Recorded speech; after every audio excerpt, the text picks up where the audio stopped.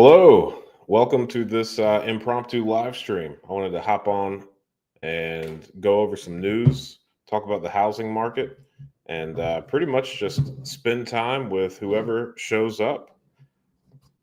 I plan on this being a long one, maybe a little bit drawn out. So I'm going to get pretty comfortable and fully prepared to talk about whatever it is that anyone that hops on wants to talk about.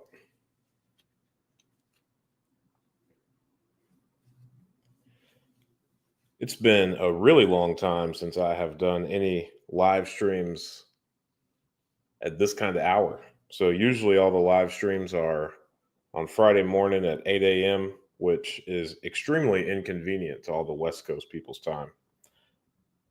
So I'm interested to see who all shows up, how many people show up. But it's also a Saturday night. I'm not sure what weekends are like for most people, but yeah, we'll see. We'll see what comes of this. I've got a nice little two monitor setup too, so I can actually monitor the comments while I'm sharing my screen as well. So I've got Redfin pulled up. I figured we could start off by talking about some news, jump into some markets, see what all is happening.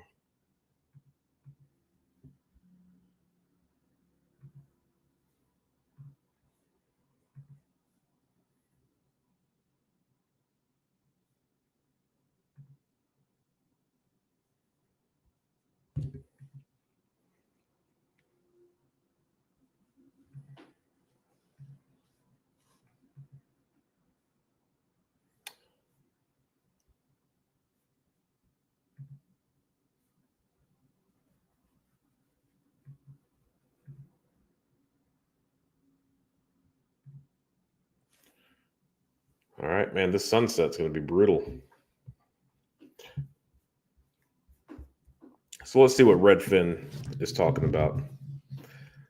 This is kind of what we hit on during the live stream. New listings. New listings are down overall, 1% year over year. And also mortgage rates are down. I know I just made that foreclosure video where I was talking about how foreclosures are back, and my opinion stays firm. I think we're about to see another very large leg up in the housing market. I think it's probably a big bummer if you are looking at it from an affordability lens, but I just don't see any way around markets going up significantly.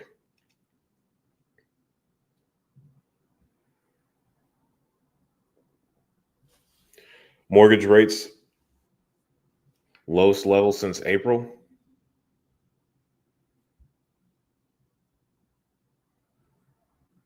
Applications are up. Applications up, inventory down. I think that's just some 101 economics.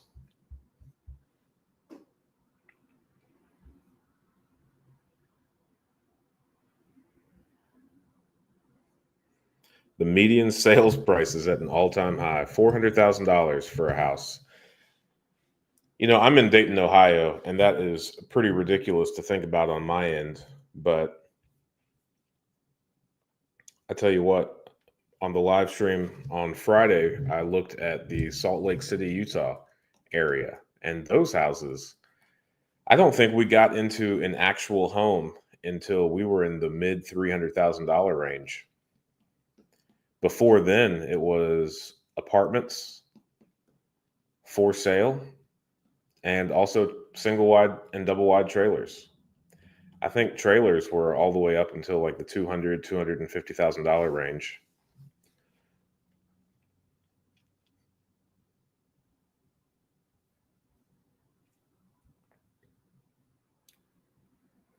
I mean, here we could pull up the Dayton, Ohio area, but we've still got all sorts of places that you can live in. We have a four bed, one bath house for sale right now. I think it's right around 1,300 square feet, and I've got it listed for like 112,000.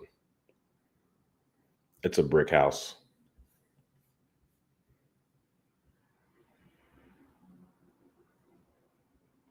Pending sales are down.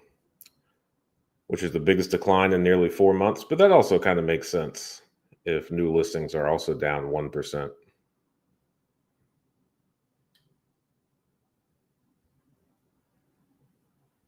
Active listings have had the smallest increase in over a year, 4.1 months of supply. I'll be honest, I don't know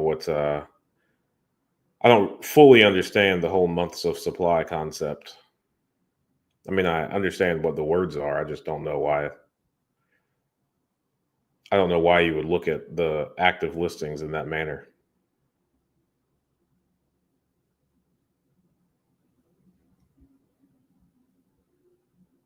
Share of homes off market in 2 weeks. I guess that's a good metric, meaning what properties are just purchased in cash.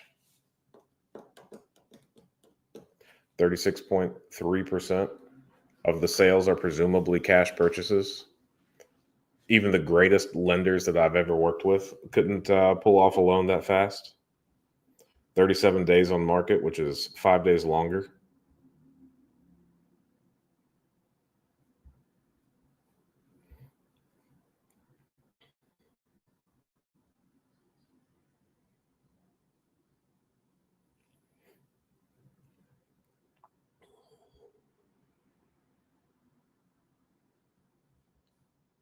Metros with biggest year over year increases. That makes sense. I imagine that a lot of the counties that have been depressed, or a lot of the areas that have been depressed for quite some time, like Detroit, would experience the largest increases. And even the Detroit market, I mean, they've got a significantly long way to go prior to getting back to where they were.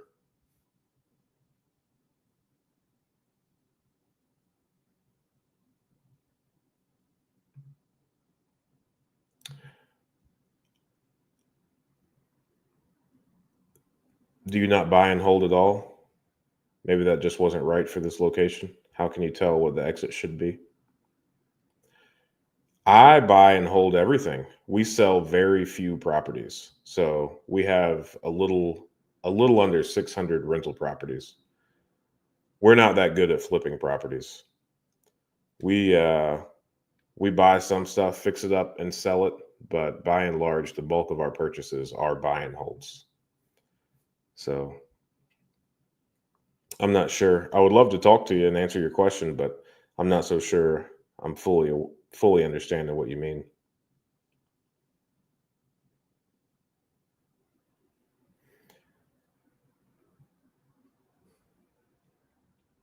I think the exit, if you're just talking about a purchase that you make, the exit is kind of up to your long-term plans.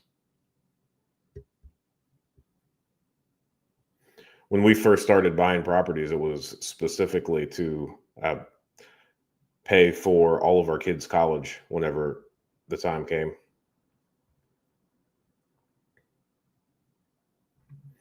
Yep. Yeah, we do have that for sale. That was one that we got a really good deal on. It was a friend of ours sold it to us. We bought it for $40,000. We put probably around $25,000 into it, fixing the things that needed to be fixed, and it's currently for sale around 112,000.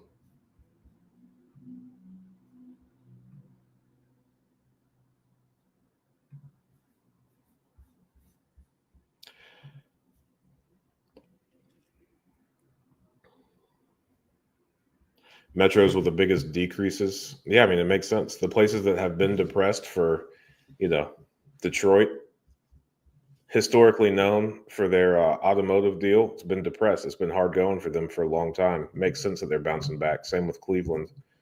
Um, I'm not far from both of those.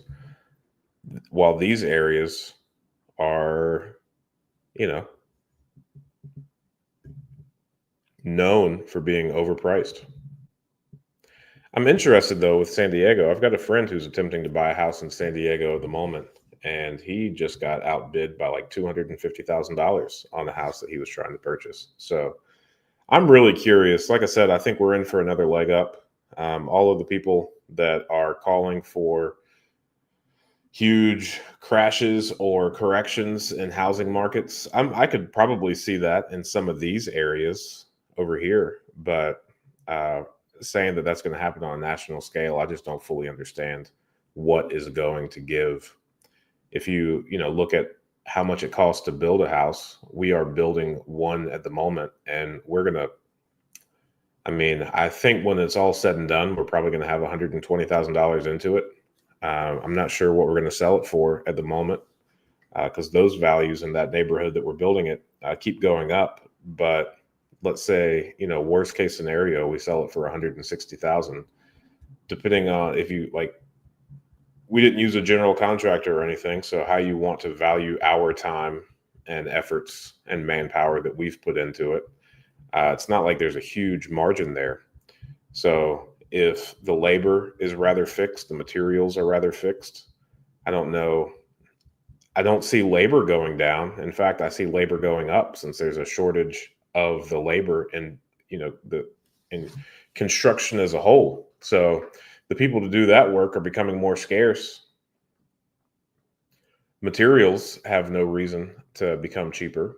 So I guess I could see a large correction where you've got houses like what we talked about in Salt Lake City, Utah, where your entry house is $400,000, which I guess we're talking about the median price there is $400,000. But I think most contractors charge from somewhere between $250 per square foot for building. So, and then land value is a real thing. There's just not much wiggle room.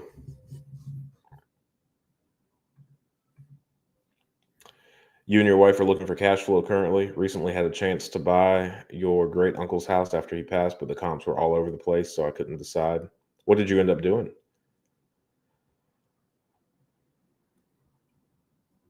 Yeah, comps are really tough.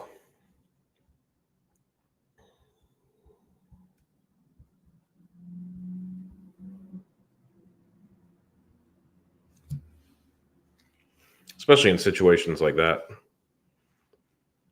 Estates are extremely hard to settle, especially when multiple people are involved. So 28% of the houses sold over the list price, and the average house sold inside of 1% of the price. Makes a lot of sense.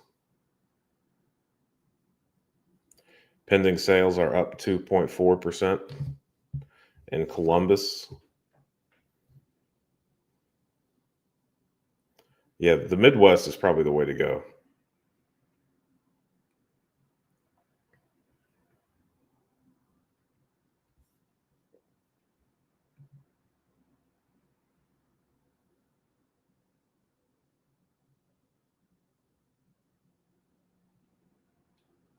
I think that's reasonable. An offer for 60 and willing to pay 40.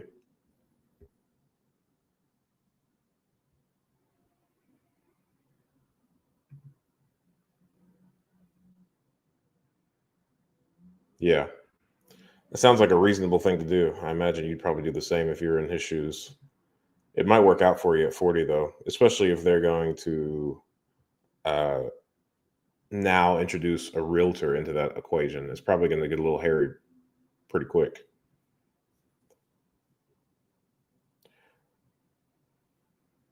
Realtors have a way of wanting to make things more complicated once they get involved.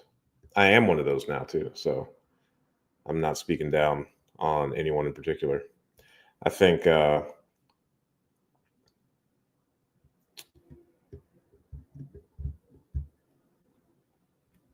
depending on how that goes, I mean, even if the realtor is requesting 3%, that's probably going to come out of their side, but still, that gets you closer to that makes their offer even closer to yours once that realtor gets involved.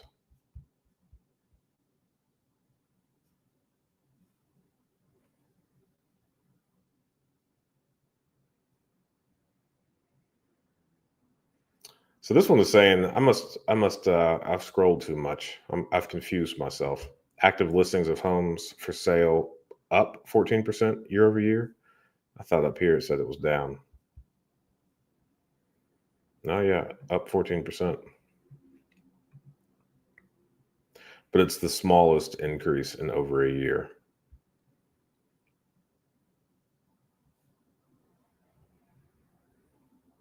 One thing that I noticed about this whole real estate market deal is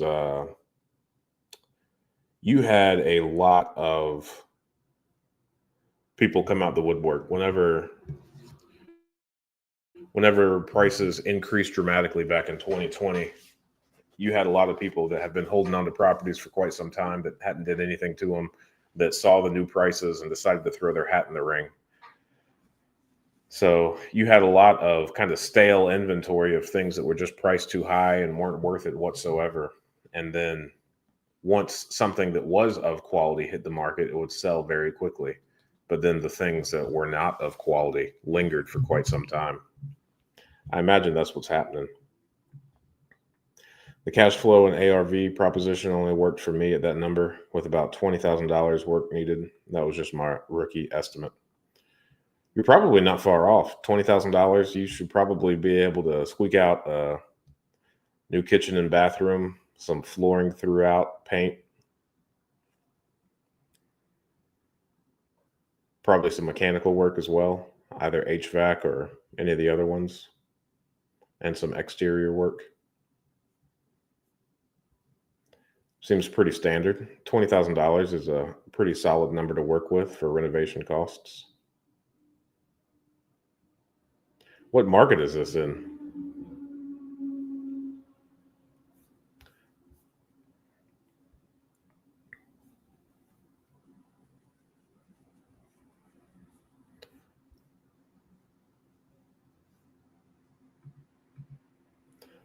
Let's pull up that market, see what numbers are looking like in your area.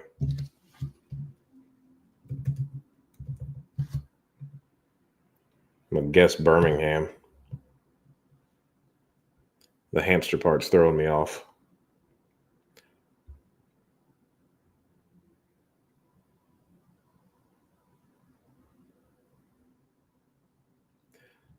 This is one of the things that I have a tough time wrapping my head around what other people are saying when I see charts that look like this. New listings in Birmingham, Alabama.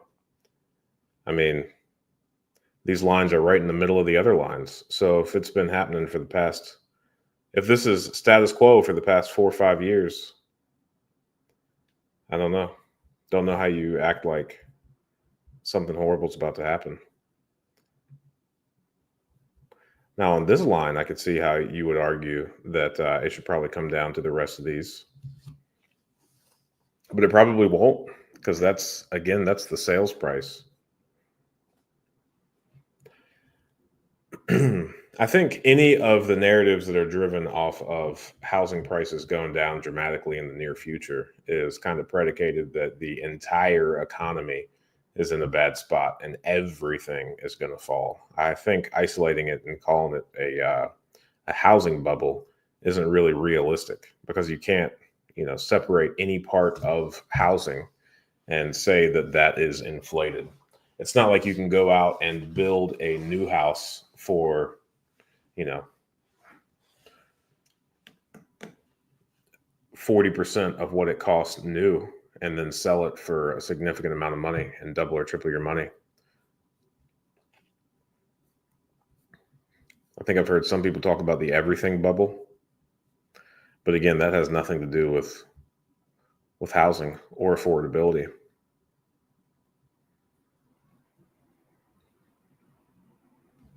Median sales price real high.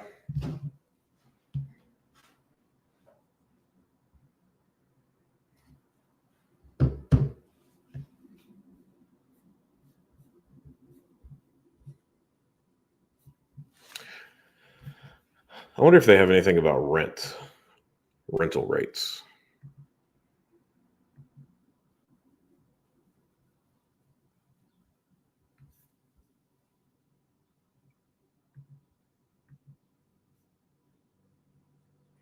You're all good. Do you use Section 8? Um, any worry about the program's future? I don't worry about the program's future, but I do worry about working with them. From Section 8 is one of those county by county things. A couple of counties over, Section 8 is just fine. Here where we are, Section 8 is horrible. We have less than a dozen properties with them. It's never any fun. One inspector will come out and say one thing, another inspector will come out and say another. Um, their little government contract deal gives them the authority to abate your rent. We had a really bad experience with that during COVID, where they abated our rent because a roof needed to be replaced, but then it was COVID time, so the lumber was out of stock a lot of places and really high, and the roofer was extremely busy. So we were probably 4 or 5 weeks out. So we didn't repair or replace the roof inside of their time frame. I think it took like a month and a half for us to get that done.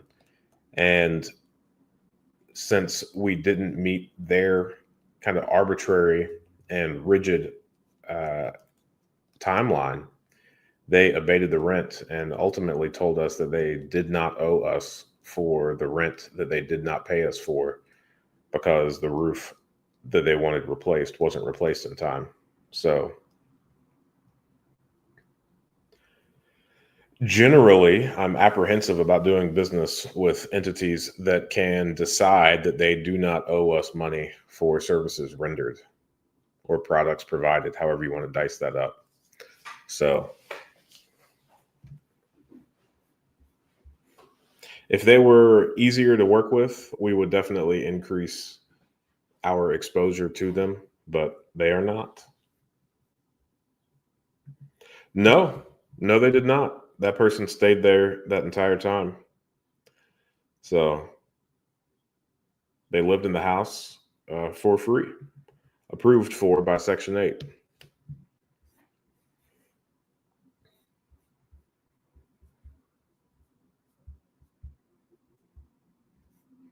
Yeah, feel free to ask any questions that you want to, because I'm pretty sure you're the only person on. Oh, yeah. It keeps bouncing back and forth between 2 and 1. So have at it.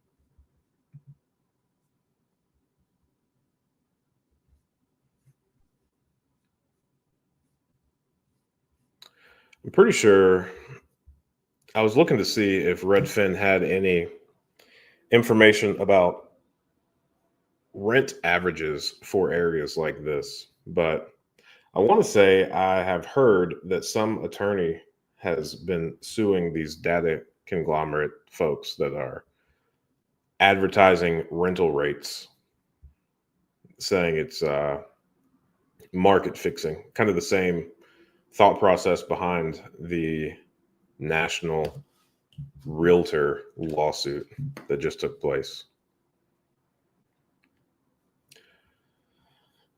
But Redfin does have this rental market news, so I guess we could take a look at that. Asking rents are falling in 28 major U.S. metros, the most since 2023. Yeah.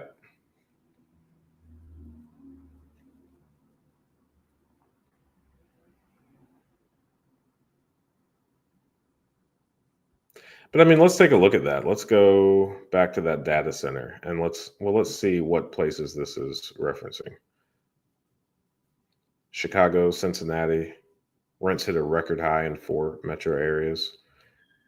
Yeah. But Cincinnati is one of those markets that has been extremely depressed for quite some time. So, yes, they have been increasing rather rapidly. But at the same time, I mean, economically, they took a harder hit, especially during the tech boom when the whole country went from that period between the automotive and the tech boom.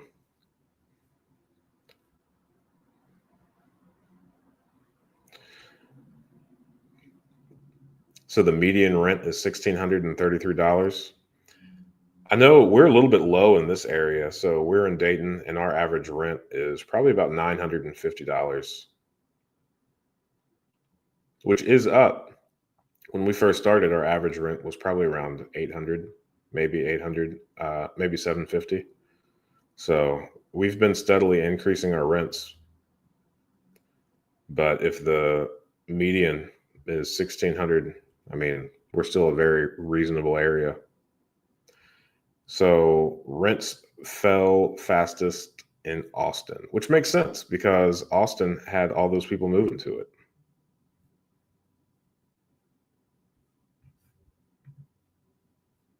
Austin should be easy to find up here too. Austin, Texas. So let's look at those prices. New listing median price. Oh man, that is not like so in 2022.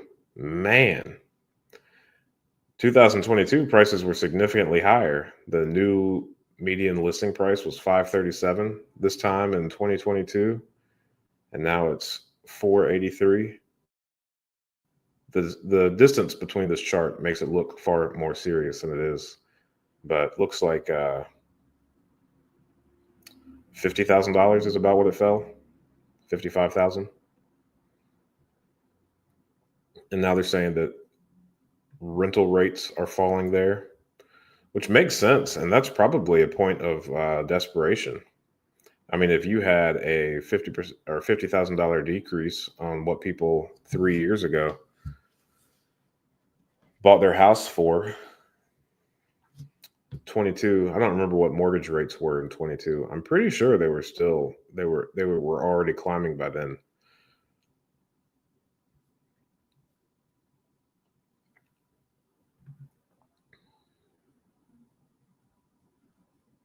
Yeah, Austin has a pretty unique chart compared to everybody else.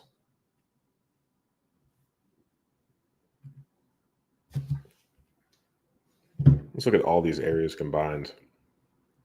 Yeah, so median sales price is up 1% in most places, but good old Austin, Texas.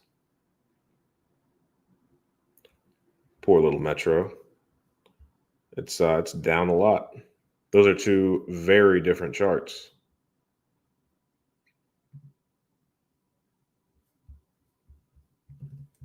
Let's look at Waco, Texas. That's another place in Texas that I know about. This is the most volatile looking chart I've seen. Most are pretty flat. But I mean, this one looks like it's been doing a lot of the same for multiple years. I mean, all of those are pretty similar. Let's look at Dayton, Ohio. Up 9%.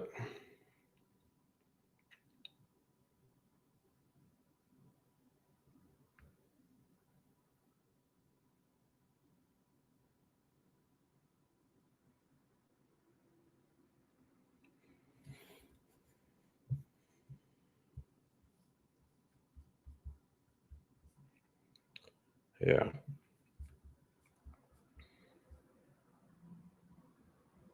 Bluefield, West Virginia. I've driven through there a couple of times. Yeah, a lot of the same. Looks like there's probably not that much going on here. Let's look at their active listings.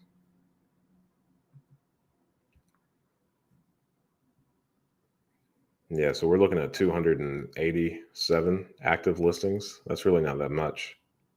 I guess it's up 35% year over year. That's kind of funny. Median sales price, a lot of the same. New listings, new listings are a lot of the same.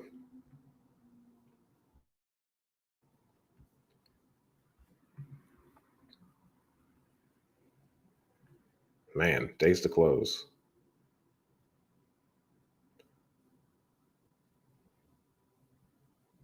I don't know about that.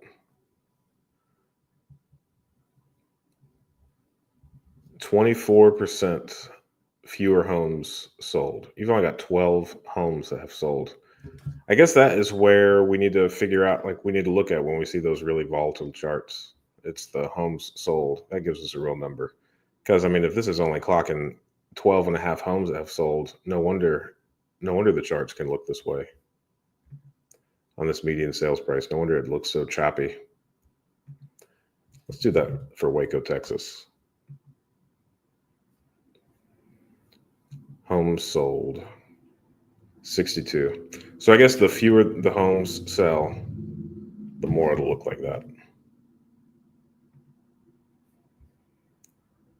Yeah, 600. So 10 times more homes have sold in Austin than Waco, and what like 30 times than that place in West Virginia.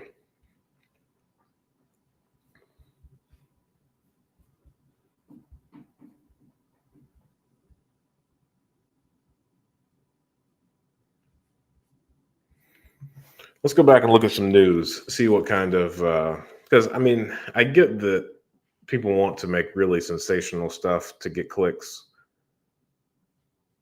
I get why some people want to see a really large correction in home prices, but I mean, if we go back and look at that, because when I was looking at Dayton, let's see, let me pull that back up.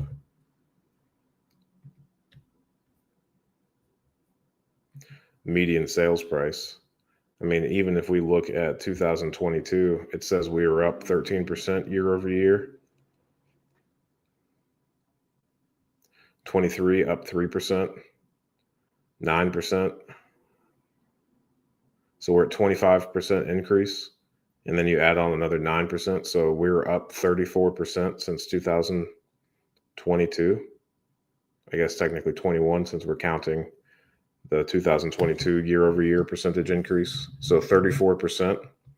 So even if you took a 40% decrease, then the people that purchased their homes since 2022 would be stuck a little bit. But everybody that has owned their home for longer than 3 years is probably still going to be in the green or still to be in the black, however you want to dice that up. So I guess that would make some additional buying opportunities for people that want to get into homes at a rate that they feel comfortable with. But again, I don't see that happening. But I guess what I'm saying is, even if these sensationalized headlines were accurate, it's still a 40% drop is not going to do much, given how much the market has increased over the past several years. That's my point. Now let's go back and look at this. Let's see all this sensational stuff we can look at. Homebuyers gain $16,000 in purchasing power as mortgage rates dip. That's a good headline. It's probably a good article speaking to the affordability. I bought a house in 23, and my first interest rate, it was one of those non-standard. That's the insurance word for it. I don't remember the mortgage term, but it was a non-standard loan, and I think the first one was at 9.25%. So that's a big mortgage.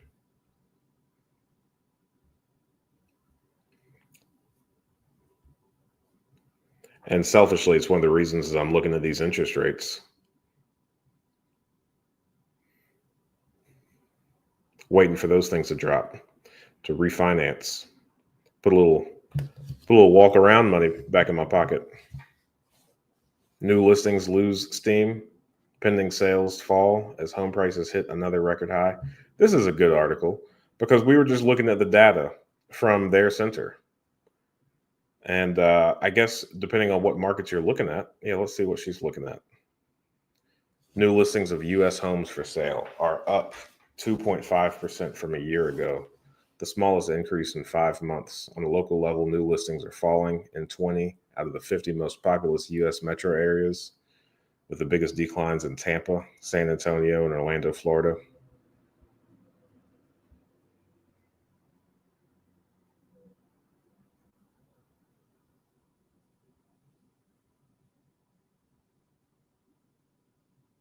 But what we just looked at in their data center shows that on average they're down 1%.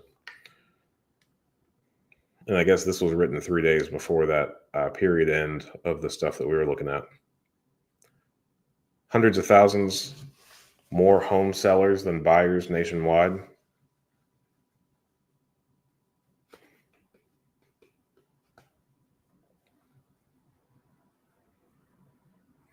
But some would-be sellers are sitting on the sidelines as the market tilts more and more in buyers' favor.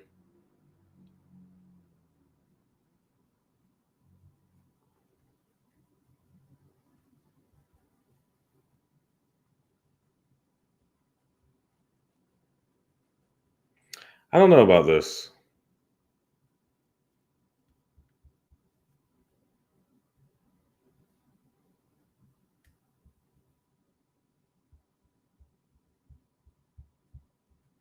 Housing costs are still soaring with home sale prices up 1.6% year over year to a record high and mortgage rates sitting near 7%. Too many would-be buyers are holding off due to widespread economic uncertainty and the recession jitters. I mean, if there was ever a time to hold off, if interest rates were your main reason for wanting to hold off on buying a home, yeah, I'm right there with you. Got the president of the United States of America whispering. Whispering was a bad word. Really pushing Mr. Jerome Powell to lower the interest rates. You would think that that would work. I mean, I'm thankful it's not working. Uh, Gives at least the illusion that there's some accountability, independence, and discretion with our financial system. Because I guess if the president had complete control and could just say things and have the Federal Reserve Chair do it, then our currency would be kind of suspect if one person could control it like that.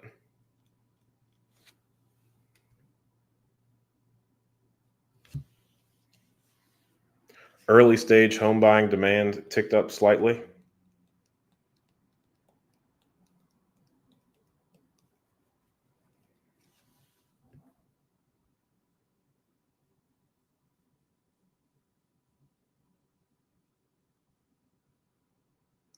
So I guess this is where they found out that $16,000 worth of purchasing power from this decrease.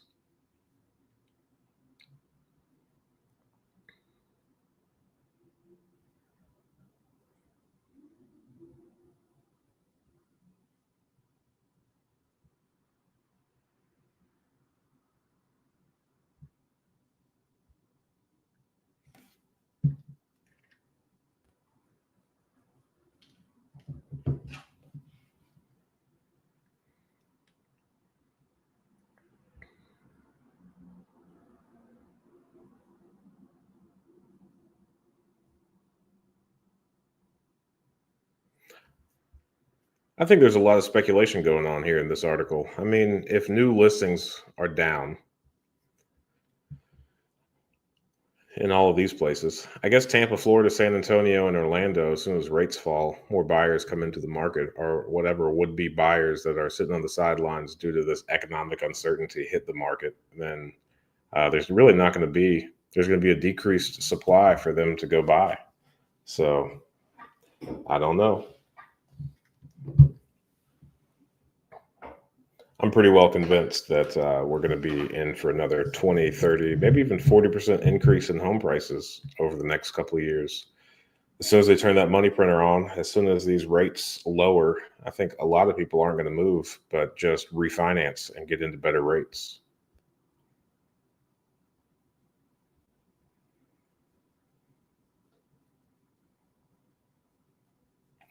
One thing I know for sure is it's probably not a good idea to wait until everybody else, like for the same thing that everybody else is waiting for. Probably not going to get a good spot in line.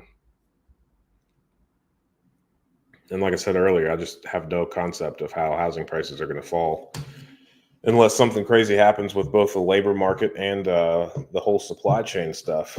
But everything that interrupts the supply chain seems to cause prices of materials to increase. And I don't foresee, given everything that's going on from a global perspective, I don't foresee something happening that's going to make the supply chain extremely efficient, which would then cause material prices to decrease. Don't think that's in the cards. All of the things pertaining to the housing market, you've got some stuff that you could just day one walk on the job site and start helping out with, but not really. It's just more so skilled trades, which are becoming more and more uncommon. So I don't see labor prices going down in any meaningful way.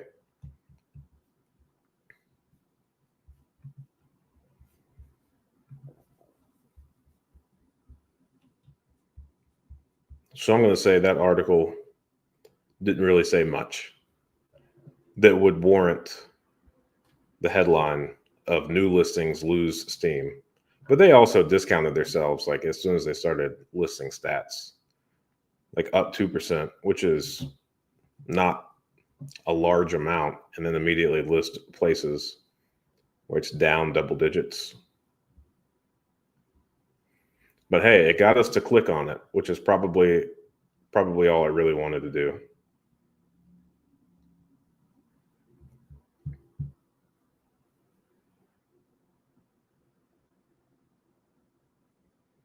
The most expensive home sale of May, fetching 110 million.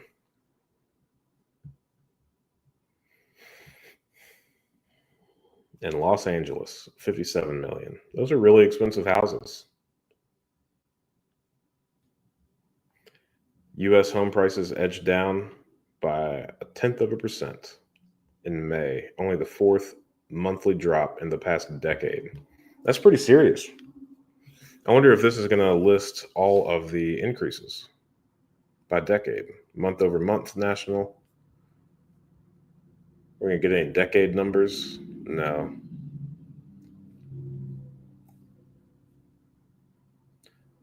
Tampa posted a 5.5% decline in prices from a year ago. But they were also on the list for double-digit new listing decreases. So I guess sellers are going to sit that decline out. They're happy enough to stick around in their houses. Charlotte dropped 2.7%. And I guess to this article's headlined point is things have been going up for a decade. They have only gone down 4 months in this decade. 2013. Yeah, here's the decade data.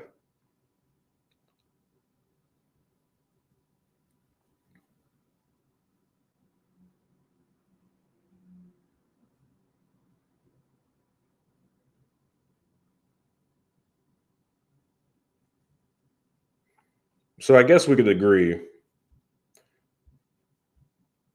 that the places that are going to go down a little bit are the ones that have gone up a lot.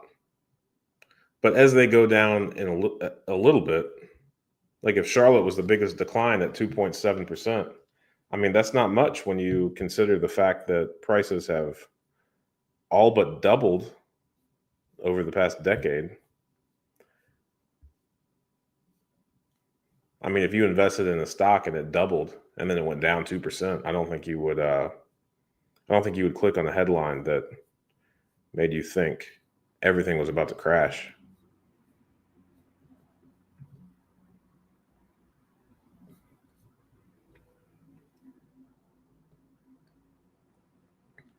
Six percent of today's home sellers are at risk of selling at a loss. That's up from 4.4% a year ago, but still historically low. All right. Well, Redfin is. I should have gone somewhere else to look for salacious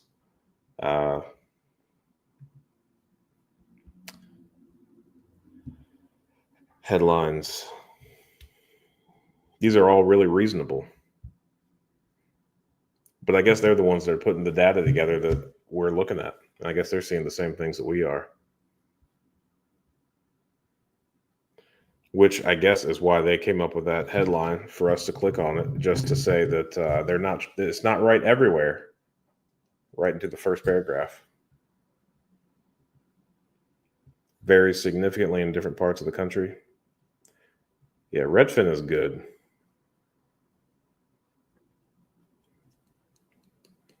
Perhaps I should have checked out Washington Post.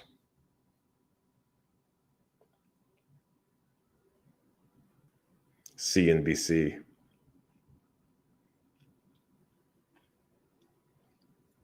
Nearly 1 in 10 condos are at risk of selling at a loss. 30% of condos bought after the pandemic. I guess that makes sense. I guess I understand why some people are buying condos in some places, but that's just not something that I've run into. I mean, I guess I moved up here to Dayton, Ohio in 2017, and houses were selling for the second house I purchased. I bought, it was oh man, I could do this. Oh, what's the square footage of it? It's a 3-bed, 1-bath house.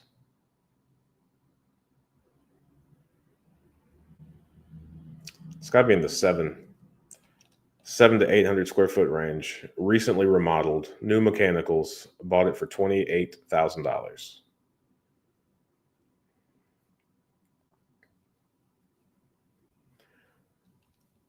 So for a very long time, and that was a good deal. But for a very long time, our average purchase price plus renovations cost was around $40,000. So since we have been buying properties since 2017, I would say our average house now is probably worth the 110 to 120 range. So that's just about tripled here in the area. And that also says, I mean, if you could buy a house for $28,000, it's not like people are rushing to build condos here in the area.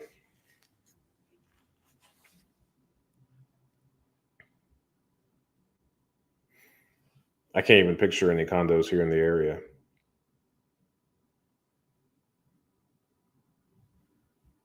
But I could see why they would be appealing in places that have homes selling for $110 million.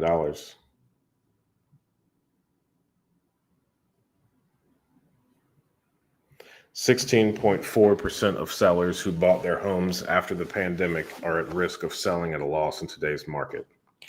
But I guess, I mean, and I don't keep up with the stock market at all, but I hear that the stock market is at an all-time high. And if the stock market is at an all-time high, then you could make the argument that whoever bought this into stocks today are at risk of selling their homes at a loss. I guess this is a bit broader, but still 16.4% of sellers who bought their homes after the pandemic. It's probably not much. And I bet if we dove into the stats, they would all be in those markets that we looked at. And Austin was one of those where houses were selling for $55,000 more in 2022 than they are now. So yeah, I guess that's a good point there. If U.S. home prices were to fall by 1%, the overall share of homes at risk of selling at a loss would increase to 6.4%. That share would increase to 10.1% in the unlikely event that prices fall by 5%. Unlikely event. That's a good one.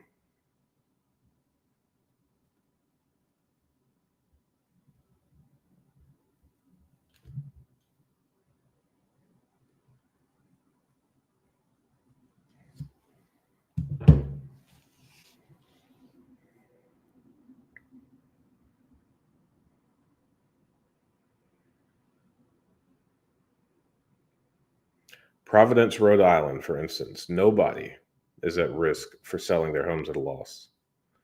But in San Francisco, nearly 20. It's always California or Florida. And now Texas.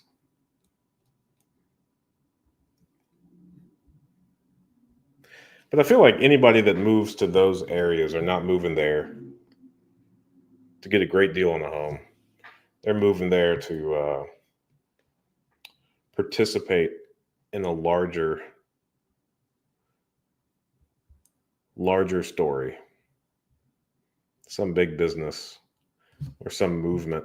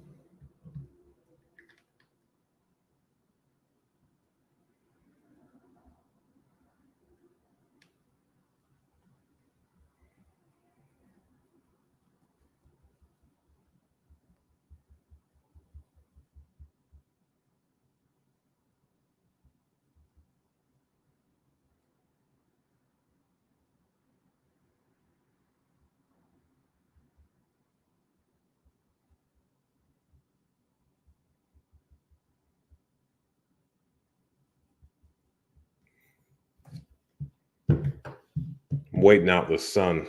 It's coming in this window real serious. It'll go down soon. One of these articles that we just read talked about Chicago. Let's see what that metro is up to.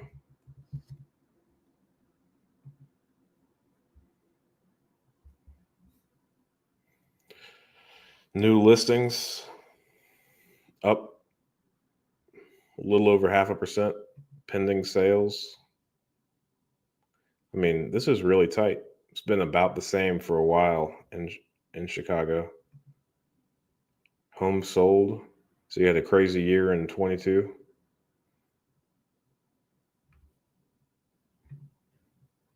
But man, look at that. Listings are up. Sales price up.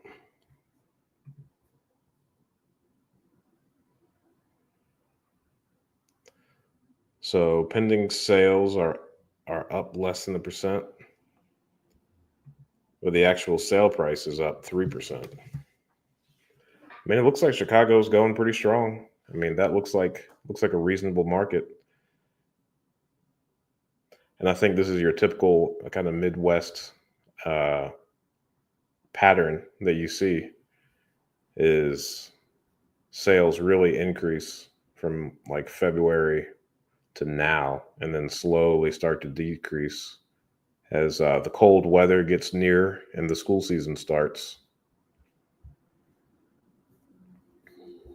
Makes a lot of sense. Days to close. Man, that's another funky one. Let's look at homes sold. There we go.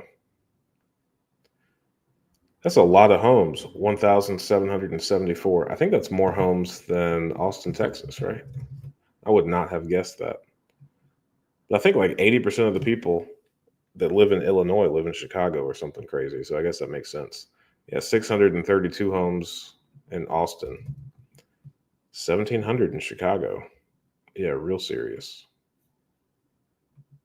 This is a lot of fun for me. I'll tell you what, because I am on all of these real estate websites on a daily basis here in my area. And then sometimes people will ask me about other areas and I've got no idea. And to spend as much time on just looking at the market on these websites and looking at maps to try to figure out what in the world is going on. This kind of summarizes everything. Now, I will say that, as I mentioned, I'm really familiar with the Dayton, Ohio market. These numbers are pretty crazy to me. Like nothing that I look at on a daily basis is in the, let's see, 200 and something $1,000 range, 262,000. So, I mean, this mixes in a significant amount of suburb from inside the city limits pricing, but still, it's a good snapshot. And I think it's probably accurate.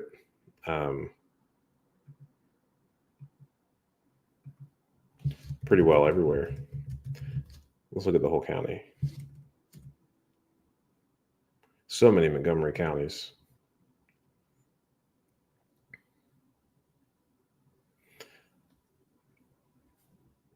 Yeah.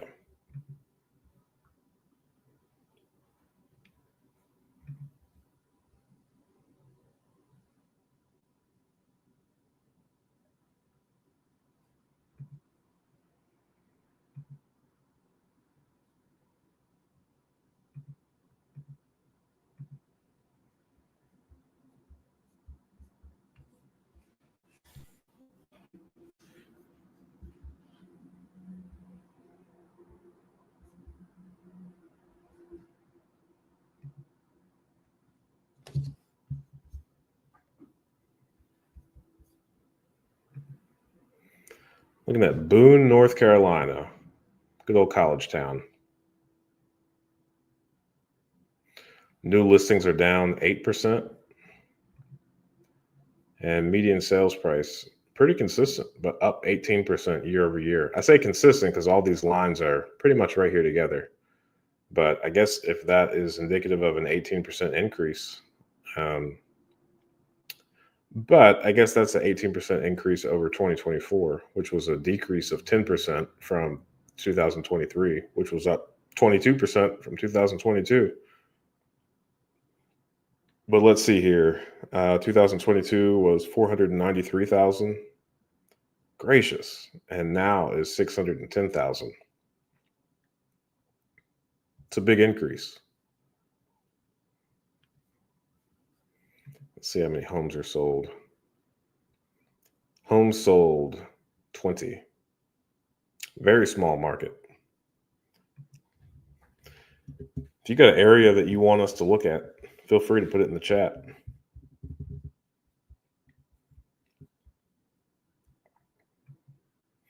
Let's look at Cincinnati.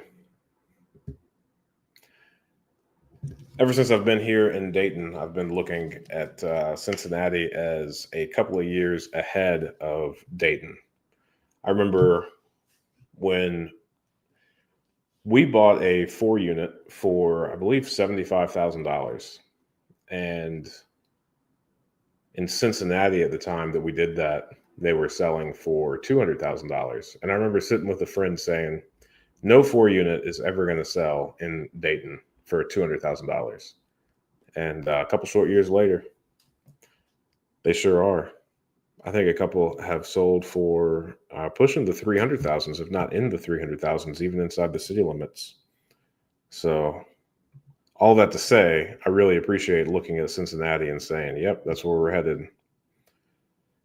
So their median new listing price is $325,000. Homes sold 580. New listings, are they going to be down? Nope, they're up 4.3%. So the new listings are up and the sales price is up. Let's see what the amount of active listings are. So they are up 14% over last year.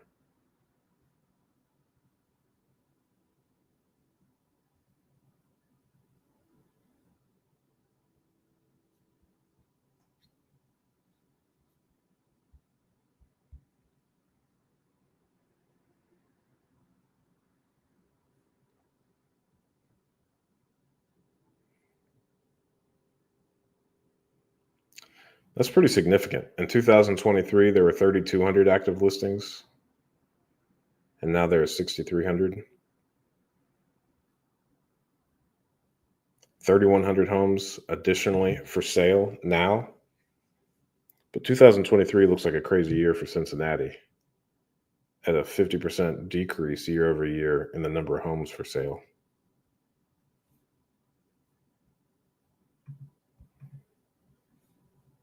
Do you do consultation? Sure. Send me an email. We'll get it set up. Ryan at seekwisdom.us.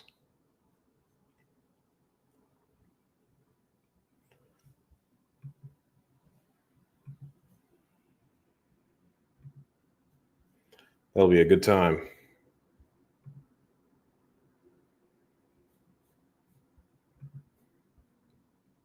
Median sale price is up 4%.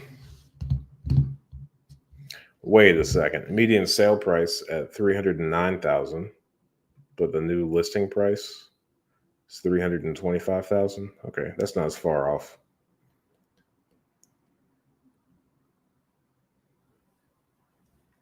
So I guess if you're in Cincinnati, you should just submit a whole bunch of offers that are about $25,000 light. That's what this data tells you. Median sale price, 309, 325. That's a fun thing to know. Let's see what that is for Dayton.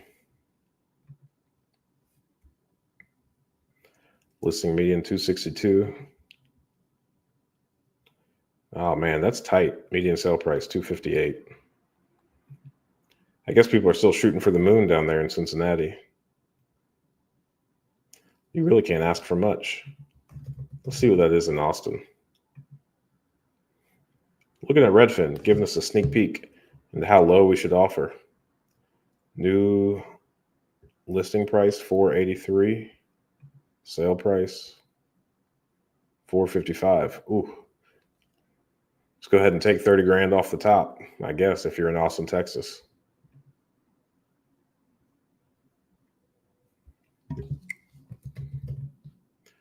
Miami, Florida. Let's see how aggressive people are being.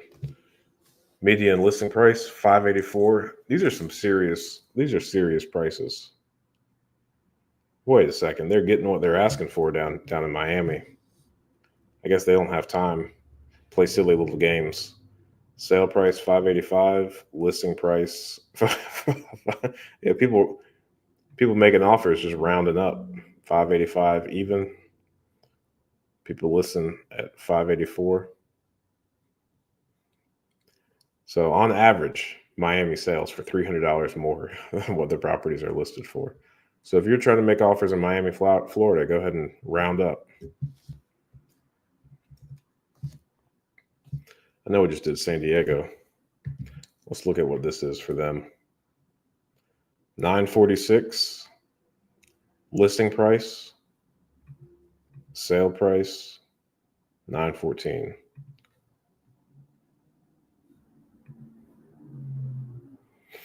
$30 grand off the top down in San Diego, except for, a friend of mine got outbid by like 250 grand, and that was over asking. 250 over asking.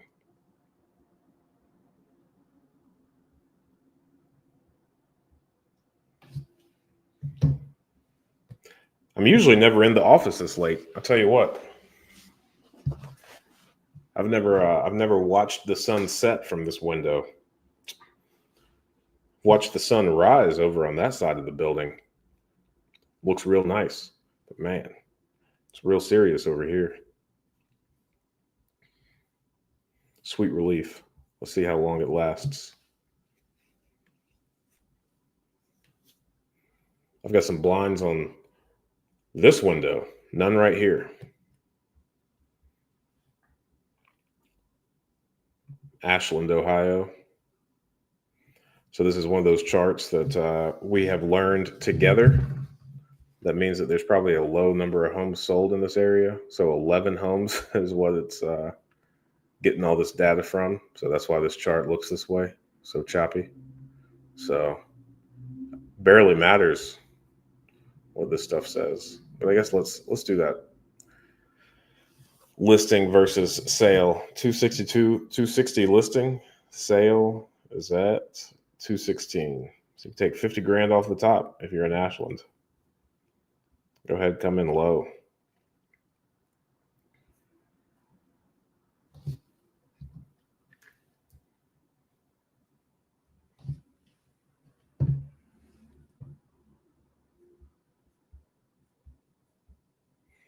All right, we've been going for 1 hour.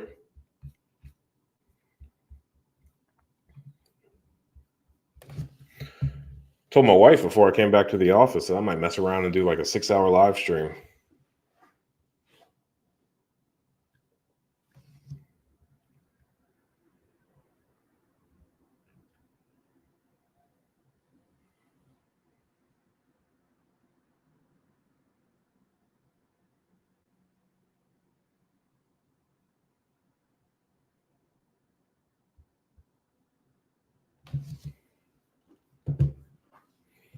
Got any markets you want to look at? Let's see what New York is doing. Actually, I spent way too much. I'm not going to say way too much time. I spent a lot of time looking at Salt Lake City, Utah metro area. Didn't quite connect the dots to what just clicked here. So 600,000 is the new listing price. At 540 is the average sale. So yeah, take 60 grand off the top. Atlanta, let's look at that one.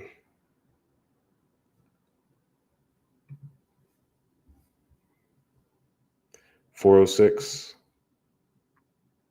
422. That's pretty tight. Got about 15 grand you could take off. Probably pretty accurate. That seems like a reasonable market. I mean, I guess this is a really good gauge to see who's really trying to push the envelope at the moment. Let's see what that Los Angeles place is trying to do. 980.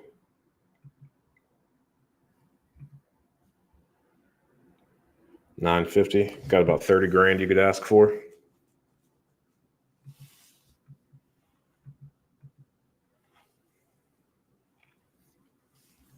Canton, Ohio. I would say that's a very low cost area to start. I think my issue is that it's about 3.5 hours away and not something I could easily put some sweat equity into. Yeah, you're right. I used to live about 8 minutes from our portfolio, and I liked it a lot. Technically, if you wanted to go from like the homes that we have that are furthest south, then I was about 4 minutes away. This is where I used to live. And now I live about 25, 30 minutes south of the city. And I strongly dislike driving 20 to 30 minutes to get to the office. Burns me up. So I guess what I'm saying is I couldn't even imagine driving 3.5 hours. I don't think that's something that I would do. I mean, there are just so many times, especially when you're first getting started, where you just have to physically run over there and check something real quick. And, these are little odds and ends things, like before the electric company comes out, check to make sure all the breakers are off. And I guess if you were a really good planner, you could probably address a lot of the things. But I am me. I am not good at planning. I know it's not something I will ever excel at. And yeah, I would probably make that trip multiple times. Let me get to Canton. So I guess just so you know, and I know this is not feasible or realistic to start off with, but we are not going to go into an additional market until we can go in and probably get like 100 properties to start. That's kind of our threshold of, hey, that will make it kind of worthwhile. We'd be able to get, one full-time person, keep somebody busy every day out there, start getting some very reasonable rates from contractors, because we'd be able to keep them busy as well. 100 is really where we started noticing the whole like benefits of scale. I say that, and I'm not trying to be discouraging to starting with one or two, but starting with one or two, 3.5 hours away, I'm positive that there are a significant number of investors that have done that successfully. In fact, I know a couple people that have around 2 dozen properties here in Dayton that live multiple states away, and they're doing just fine. One guy, kind of like what I just said, I mean, he has to pay somebody, $50 to $70 to go swing by and do something at one of the properties from time to time. But I guess all things considered, he's made a substantial amount of equity. He's very good at managing his portfolio from afar. Speaking about one individual at the moment, and I guess that probably far outweighs me sitting here saying that I couldn't see me doing it. He did it successfully, and he had to hop on a plane.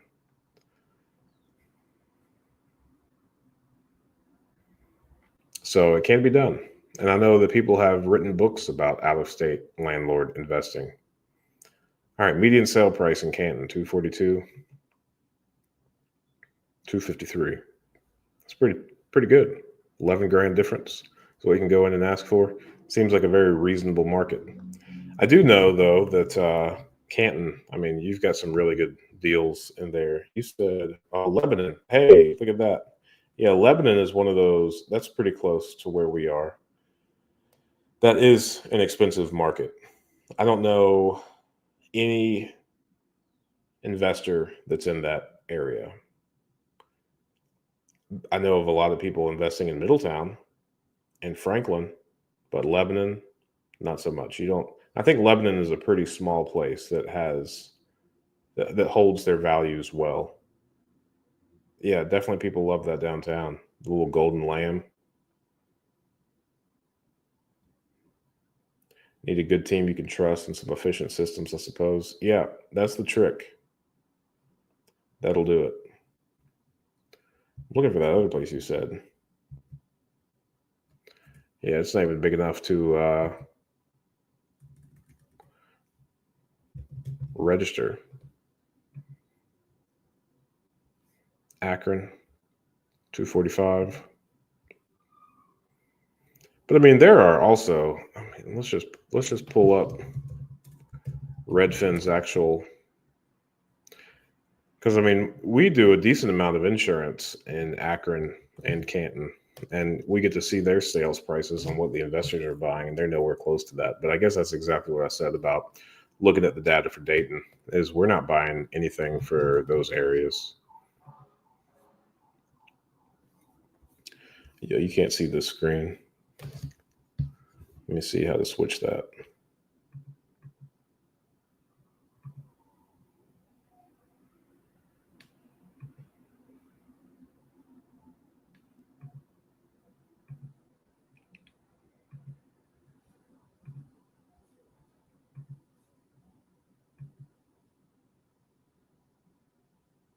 Same county as Canton, so it was probably included in that.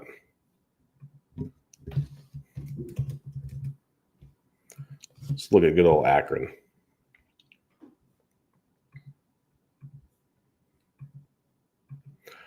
Sort by low to high, $7,500. This is a lot. Okay, so it's going to pop up to a new screen, which is not being shared. I guess we just look at these photos. Yeah, that's a lot.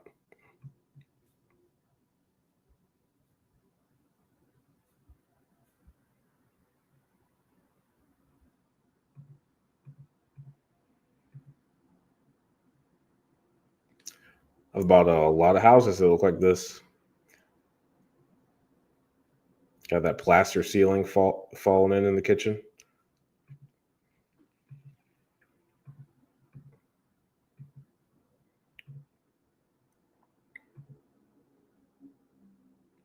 $2,300 square feet.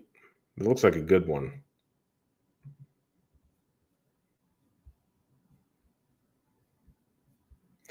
If that listing were in Dayton for $14,000, I would throw my hat in the ring.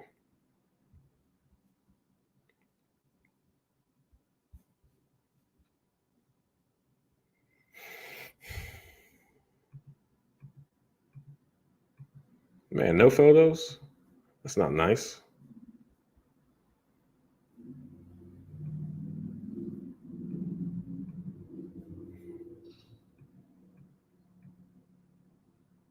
What a good looking house. Look at those nice clean cabinets. Good looking countertop. Beautiful original hardwood floors.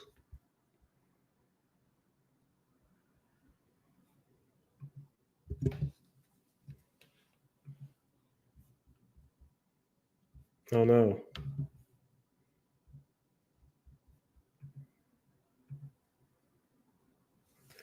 Oh, look at this one.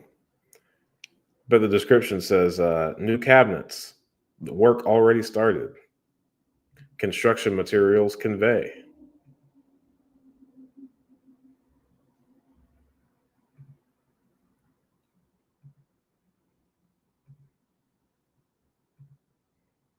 Yeah, this is a good one. Just looking at the pictures, I know nothing about the area. This is not my bailiwick.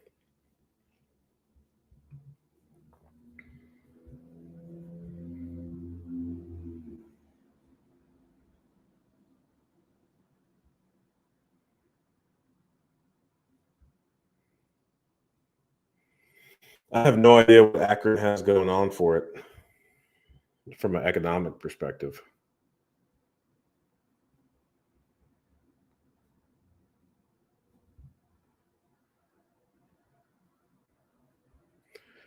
we've got all sorts of different projects happening here in the area, and we're also right in the middle of things. Columbus and Cincinnati being one of them. Some of the kind of random projects, like Honda is building something not too far away from here.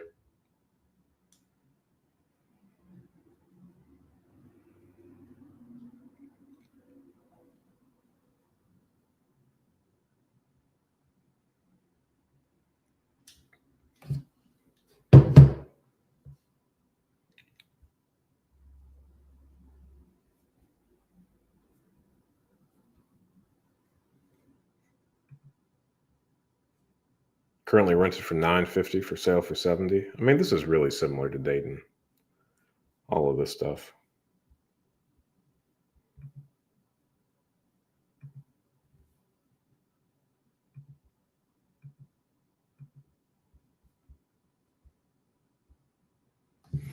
And I guess let's go back to that data center.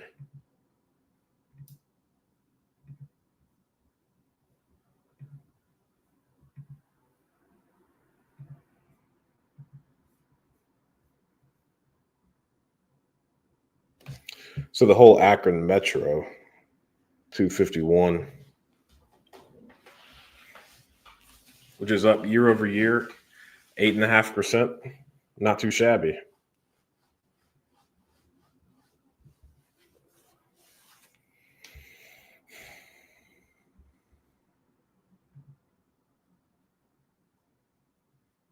$167 homes sold.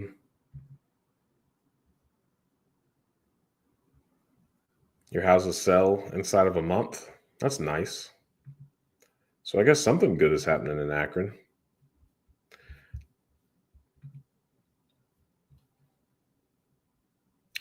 I wonder if we're able to get specific news. Probably not.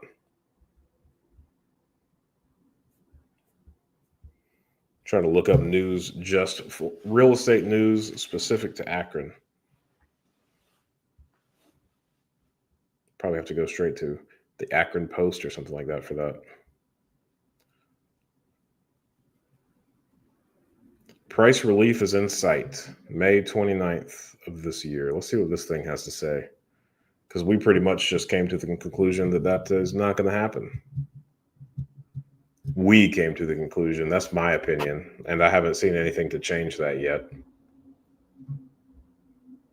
The median monthly U.S. mortgage payment is just $25 shy of its record high, sidelining would-be buyers.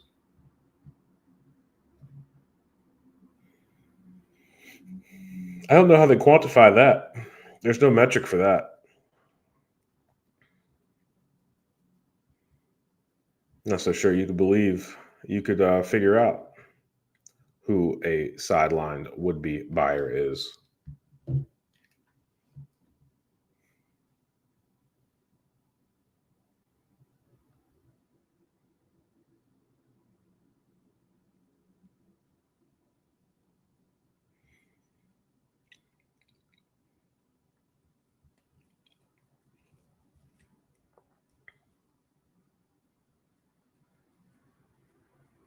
Pending home sales are down 1.7%. But this is older data because this was written late May. We've got that late June data now. It says slightly different numbers.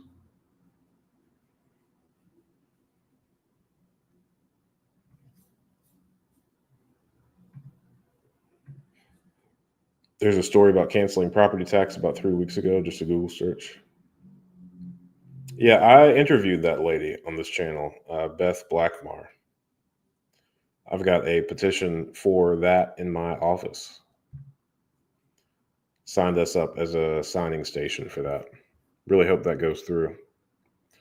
I think they're after about 600,000 signatures in order to get on the ballot. They were going to try to get it on the ballot for November of this year, but that's not going to happen. So it's probably going to be May of next year that they're on the ballot. But I mean, since I signed us up to be a signing station for that, I would say I get probably a dozen phone calls a day about coming in and signing. So it's definitely got a lot A lot of momentum behind it. Here in the southern part of the state, it's a little bit slower, but up there, I know it's really, really picking up some steam.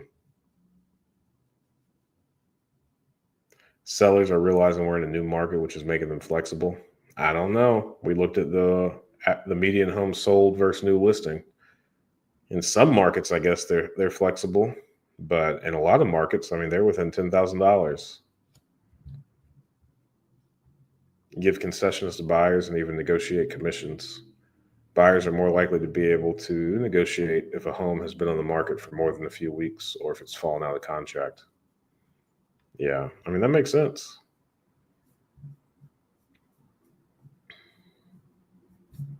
What was this headline? This headline was serious, though. High housing costs are keeping home buyers at bay, but price relief is in sight. Where did that price relief go? This was written in May. It didn't happen, Dana Anderson. New listings are up 3.9% year over year, and the total number of homes for sale is up 12%.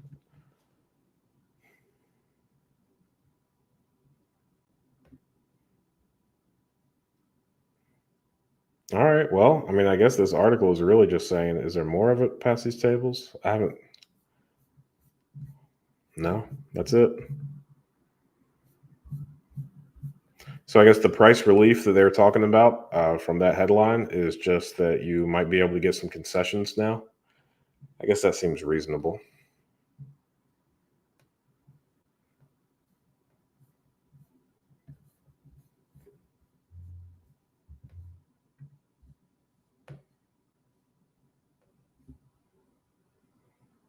All right. I've seen a couple people quote this, that there's X number more sellers than buyers that will cause home prices to fall. It's almost like they go back and forth between, is this going to make house prices fall, or is this just keeping would-be buyers at bay? I don't think you can have it both ways. They're either going to fall because there are no buyers, or they're not going to fall and more people will buy once they get whatever percentage decrease thereafter. 34% more sellers in the market than buyers. At no other point in records dating back to 2013 have sellers outnumbered buyers this much. In other words, it's a buyer's market, so you might get concessions. I added that part in there because I'm trying to understand where they're coming from. Because I mean, I guess these articles are written by different people, but Redfin expects home prices to drop 1% by the end of the year as a result. Man. Buyers may see their purchase power increase, and prospective sellers should consider selling sooner rather than later. Prospective sellers should consider selling sooner rather than later because we predict the housing prices are going to drop by 1%. That's a little bit funny. I hope you all find that funny too. The condo market heavily favors buyers. There are 83% more condo sellers than buyers. I wonder what these numbers would look like if you just took condos out of the picture, though. Because anytime one of these articles that have had like a really heavy headline on it, you open it up and they're talking about condos.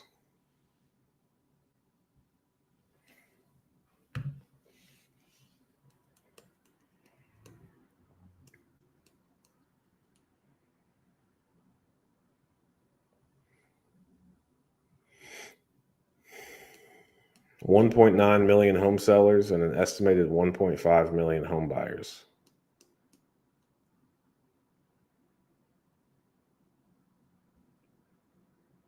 At no other point in records dating back to 2013.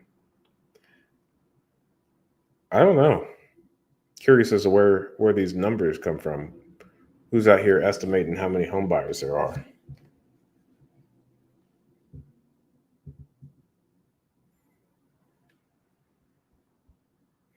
Maybe that's mortgage data. Maybe that's mortgage applications or pre-approval requests.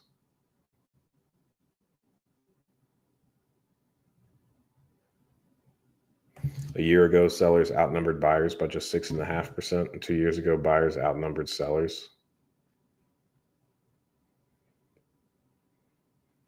I don't know about that.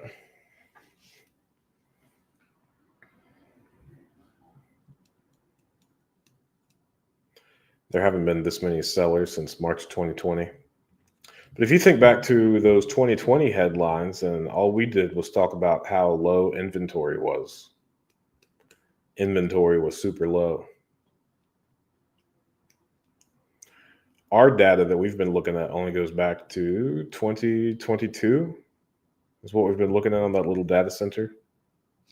I'm curious as to if we were to go back further than that, as far as new listings and houses sold and active listings go. Because if the headlines back then were true, then I mean, inventory was at like an all-time low back then.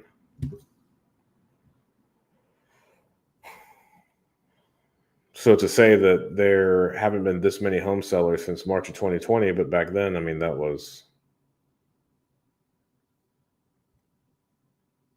inventory was really low, then we're probably still in a market that has really low inventory and even lower buyers, I guess.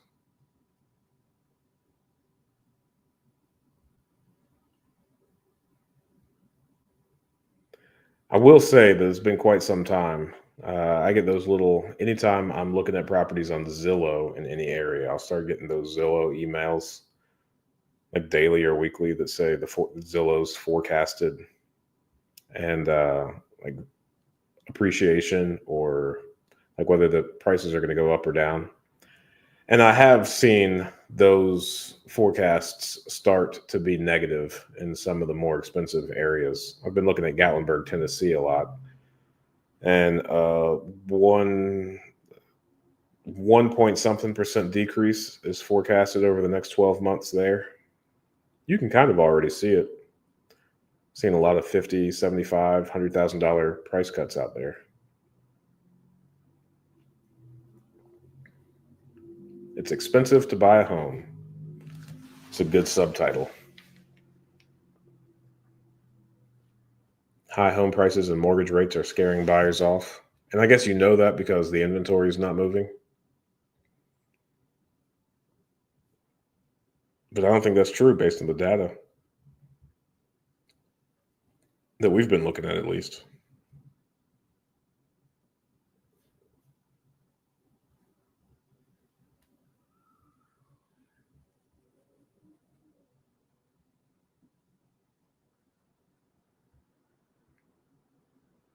The mortgage rate lock-in effect is easing. Homeowners who have been sitting on the ultra-low mortgage rates they scored during the pandemic are now giving up those low rates and selling their homes. That's because for most people, it's not realistic to stay put forever. Job changes, return to office mandates, and divorce force people to move. The idea of taking on a higher mortgage rate also isn't as shocking as it was when rates first skyrocketed. Yeah, well, I mean, there's also another math problem there. Like the people that are locked in, the way that housing prices has increased, they're able to cash out a decent amount of equity if they were to sell their home. So that would probably help them keep, probably, if, kind of like how people buy cars where they're focused more on the payment than they are the actual price. So they might be able to keep their mortgage in the ballpark and get a nicer house based on their equity.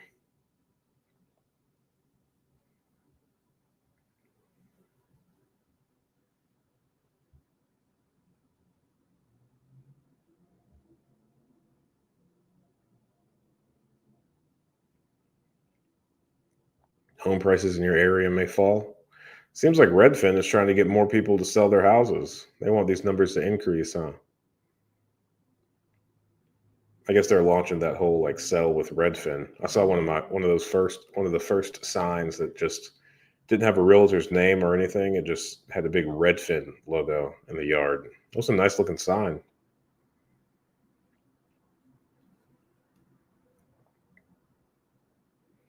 History shows that home prices cool when sellers outnumber buyers. I could get on board with that. And I mean, I think if anything, that's probably what we're going to see is home prices just cool up until the point where rates drop or something happens there. At that point, I imagine we're going to be off to the races again.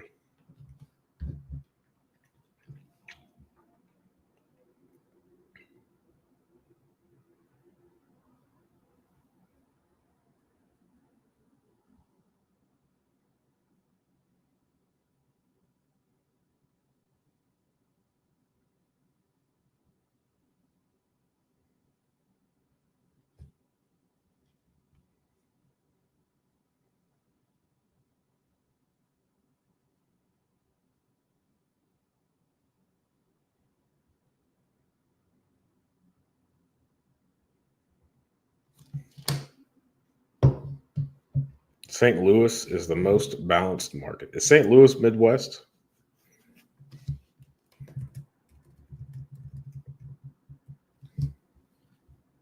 I've heard it both ways. It's Midwestern according to the official designation of the U.S. regions.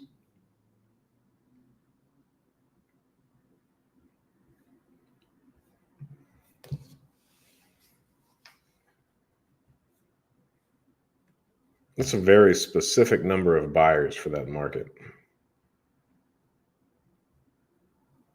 They said estimated everywhere else, and then they gave an exact number for St. Louis.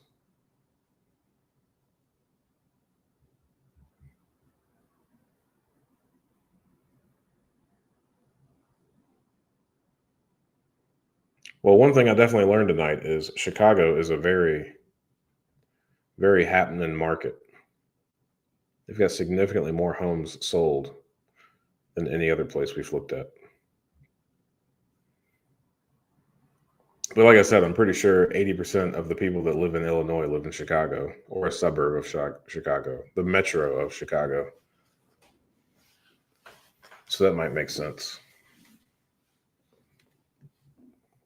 In Cincinnati, homebuyer demand is stronger than the national average, perhaps due to the relatively low cost of housing. At the same time, listings are rising. Hey, you think Cincinnati is low cost of housing? Come check out Dayton or Akron. It's a very easy commute from Dayton to Cincinnati. There are just 7 sellers markets. New Jersey is the strongest sellers market. That makes sense.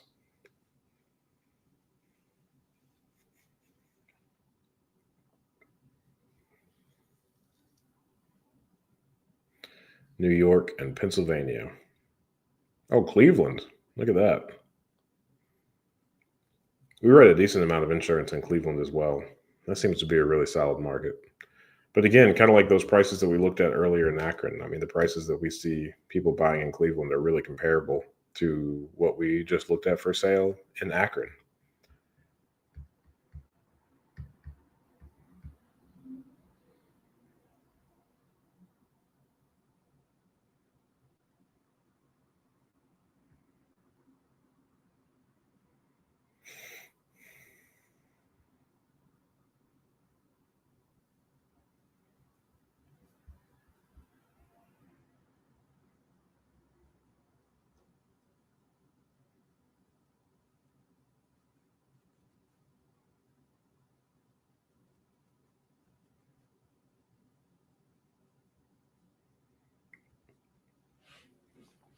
Everybody wants to live in New Jersey.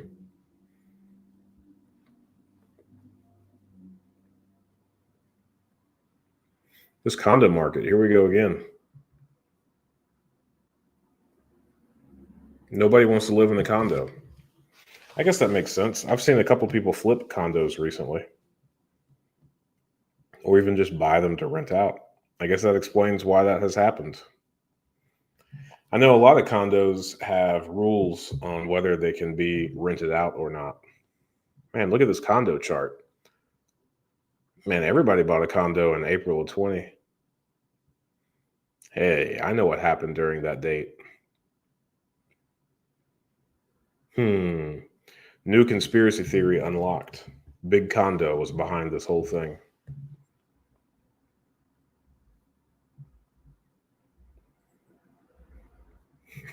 Very faulty plan, though. They plummeted just 1 month later.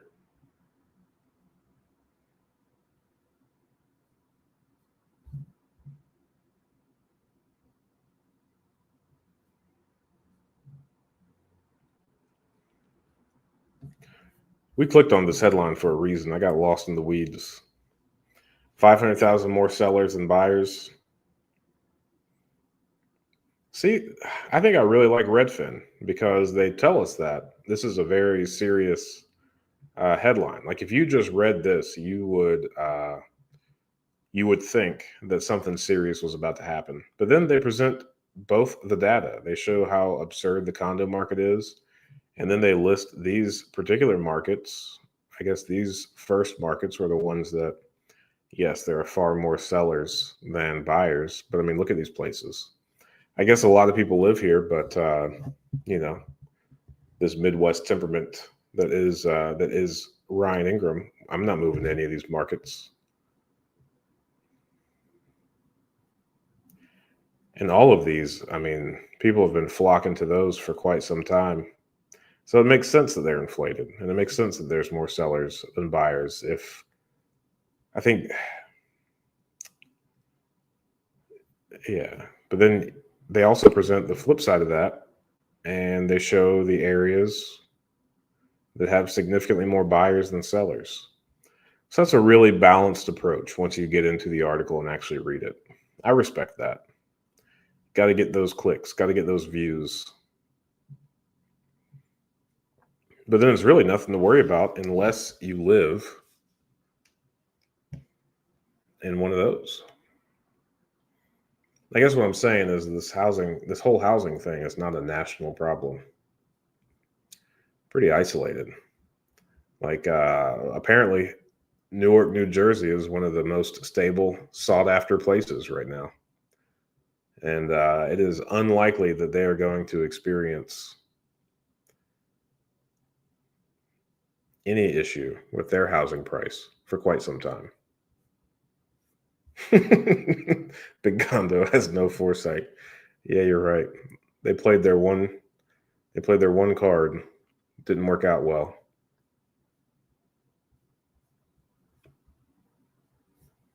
All right, let's look at some other headlines. What other scary headlines can we fully read the articles on?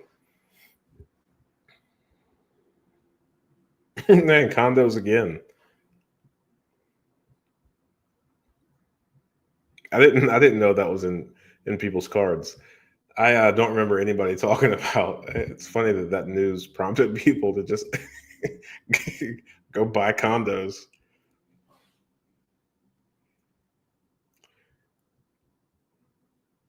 U.S. home purchases were canceled at the second highest April rate on record.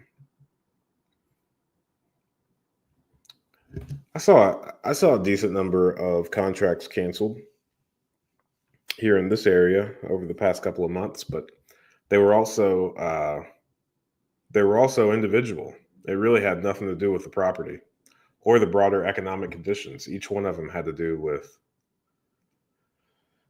the people's specific situation. Just a real lack of commitment. No follow through with those guys. 1 in 7 home purchase agreements fell through last month.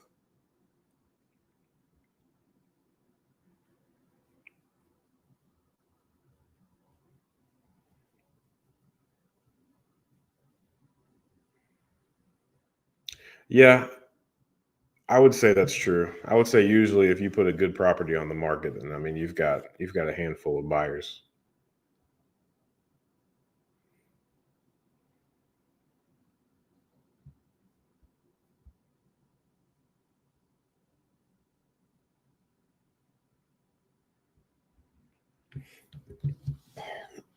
So I guess Birminghamster. What since you and I have been hanging out for quite some time, what do you need help with the most? What could you? I know you're looking to get started. You've looked at a handful of deals. You had that one fall on your plate that may or may not work out. Hey, just like this article said, you might be a good backup offer position.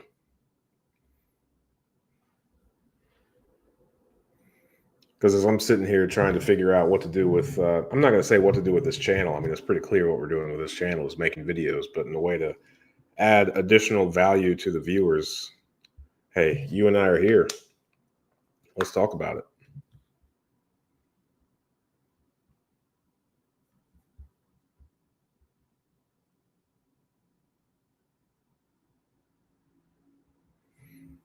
Florida is home to 5 of the 10 metros with the highest cancellation rates. That makes sense. They've been on all the lists, but I mean, like we said earlier, leave it to California, Florida, a little bit of Texas, and here they are. Same actors, Nevada. So you should just buy in those states with caution.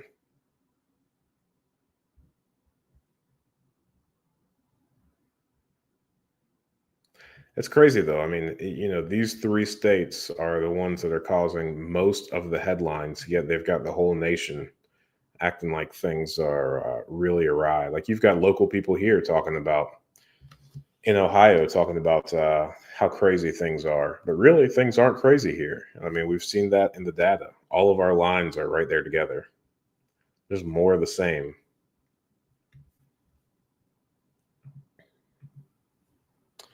Made me more nervous in taking this deal is that my brother was willing to fund me, which is fine, but he was going to take it out of his 401k, and I was going to have to pay for his tax hit, and that made the funding too expensive. It's sort of making me think, why am I so apprehensive to just applying for hard money? Yeah, hard money has a place. That would be cheaper than his tax hit. Yeah, absolutely. Um, Also, I mean, I would highly suggest reading that book by Matt Faircloth talking about raising private capital, because if your brother's 401k is at a, well, let me think about this for a second.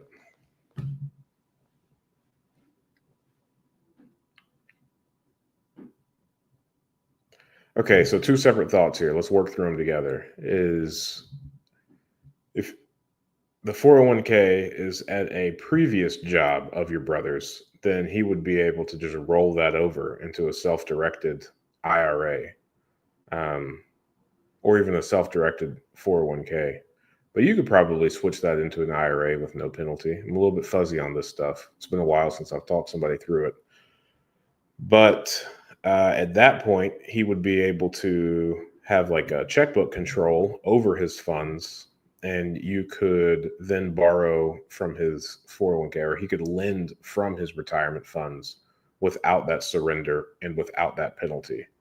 So I would definitely buy that book, or just Google the topic and talk about seeing how you can roll over your 401k into a self-directed. One thing's for sure is he would have to be leaving his employer. You cannot do it from an account that is with the person you're currently working for. So if it's from a previous job, then that is in the cards. And then there would be no hit. The second part of that I wanted to talk out is I am not sure on self-directed accounts if your siblings are forbidden parties.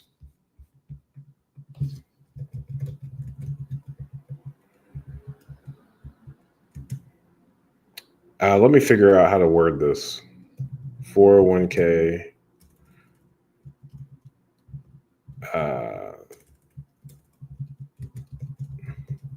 Man, my brain is not working. Self-directed forbidden list. There we go. I know it's something like you can go over, but you can't go down. So like your dad can't lend you money from his retirement account.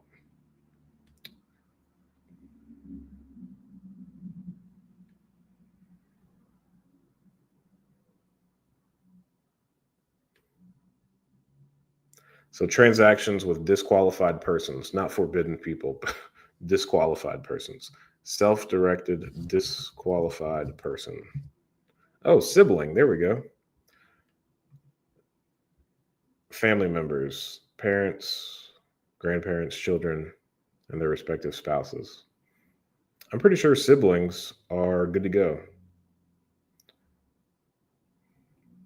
I think it goes directly down. I don't think it goes sideways. You know what I mean? Grandfather, father, the person can't go their kids, but pretty sure you could lend to your brother's kids or your sister's kids.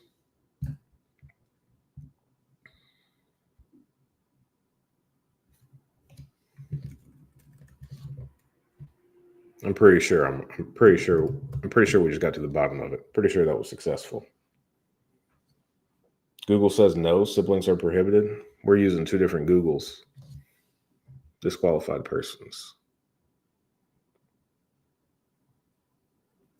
Generally, siblings, brothers and sisters, are not considered disqualified persons by the IRS.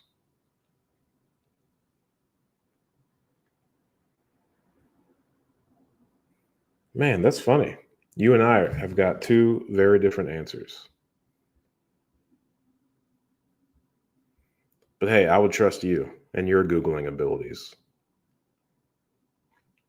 Oh, here's Equity Trust, disqualified individuals. Let me share this. Equity Trust is who we do a lot of business with. Equity Trust. I have helped many a people lend to us from and set up accounts with Equity Trust, is what I'm saying. Disqualified individuals. I would trust these people. Disqualified persons defined. Disqualified persons are individuals or entities between whom an IRA. We already know this. You and I already talked about this. The following family members of the IRA owner: children, grandparents, great grandparents, parents, spouse, children, grandchildren, great grandchildren, all vertical.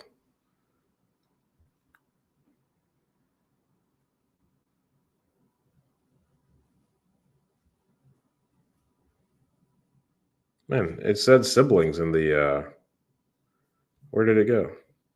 Oh, brothers and sisters. The term disqualified person of the intern does not include siblings, brothers and sisters, or aunts and uncles and cousins of the IRA owner. Look at that. You just opened up a whole family. You can get money from all these people.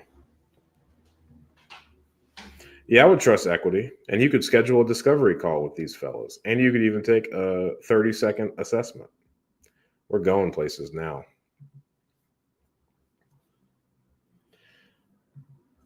But what if lending it to an LLC, or does the owner of the LLC matter? Um, I would say remember you're ultimately dealing with the IRS and following the IRS's laws, and the IRS is going to know exactly who owns the LLC. So I wouldn't try to be sneaky with it. But an LLC, the owner of the LLC would be very important. I don't think they would turn a blind eye to, you know, if you wanted to borrow money from your dad and started a new LLC in order to accomplish that. I don't think that would pass any tests. But then, yeah, I mean, that would really lower your hard money costs. But talking about hard money, I mean, I don't have anything against hard money. We've bought millions and millions of dollars worth of real estate with hard money. You got to pencil the points into your deal, but I mean, I'd rather do a deal with hard money than not do a deal. And usually, especially with the numbers that you and I were talking about and looking at those deals in Akron, it pencils. It pencils. You could do it. Hard money's not too bad. I would stay away from the people that charge like 4 points. Maybe if you could find somebody that does, 1 or 2 points, that would probably be worthwhile. I'm also happy to make plenty of introductions to hard money lenders.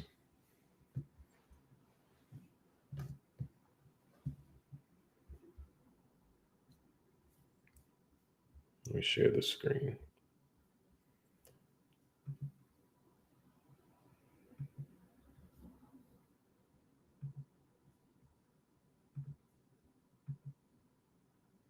All right. So really what we've learned today is first off, siblings are not disqualified person under IRS rules. I'm gonna hold the ground there.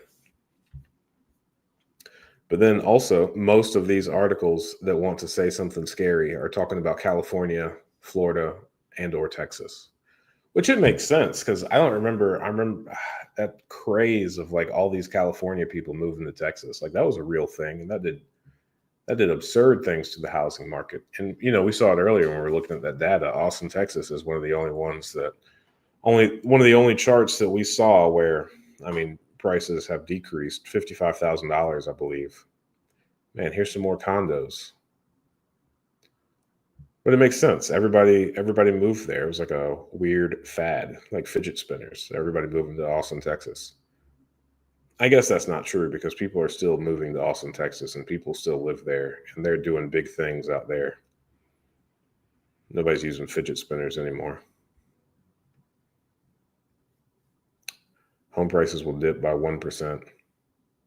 I mean, this alone, like you log on to any other news thing, and they're acting like everybody. I mean, I did it. I just posted a video talking about this isn't 2008. But you've got all sorts of other people talking about this is 2008. This is going to be worse than 2008. Meanwhile, Redfin, the collector, the aggregator of all housing data, is sitting here talking about a 1% decrease, a 1% dip. Come on, World Wide Web. But I guess if you don't invoke emotion, then you don't get clicks.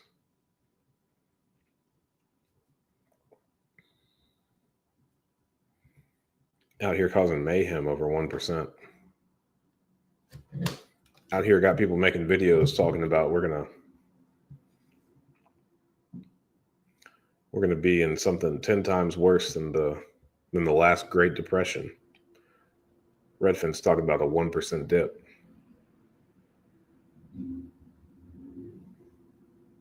This is a very reasonable headline. May 19th, spring home buying season sputters as supply jumps to 5-year high. Existing home sales drop to 6-month low. 5-year high, 6-month low. A little bit. No real cause of concern, though. Nothing like talking about this is going to be bigger and badder than 2008. Here are the most expensive home sales of April. Well, that's fun. I think the last one that we saw was 110 million and then 57 million. Ooh, 133 million. There's Florida again.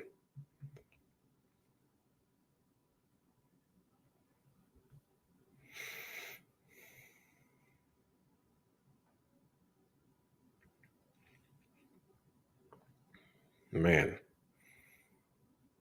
that water line in waterfront Florida is getting real serious.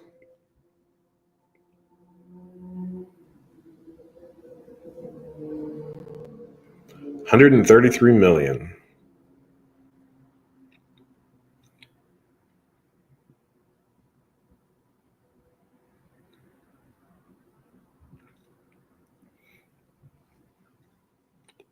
What do you get for 60 million? What do you get for 133 million?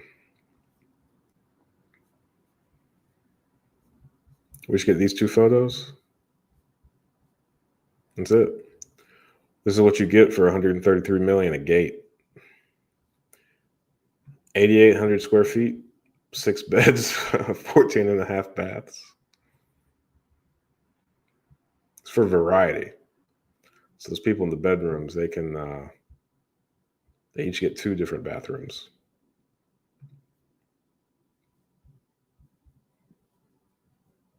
All right. Where did those articles go? Here we go. Let's see if we can get some pictures of 74 million. Man, I guess that's kind of a picture.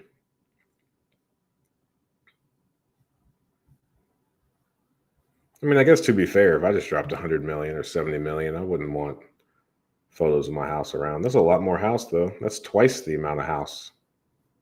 And 1 less bathroom. And 3 more bedrooms. I guess Miami is cheaper than Naples.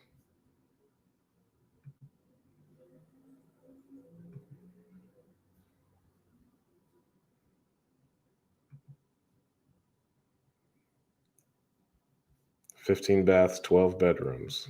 Real serious.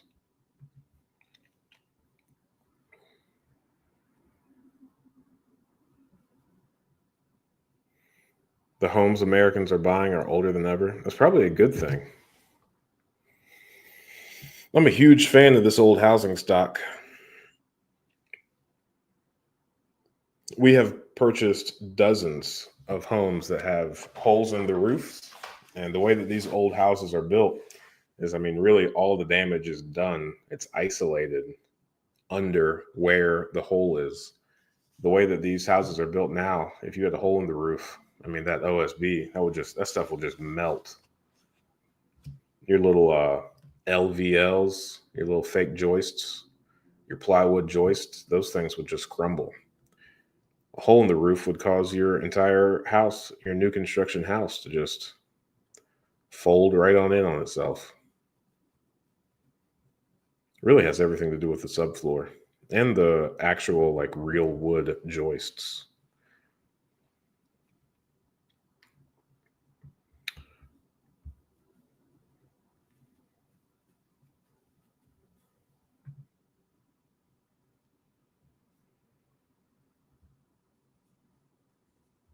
All right. I guess we have seen that Redfin is pretty much on our side of it's not going to be that bad, this little course correction.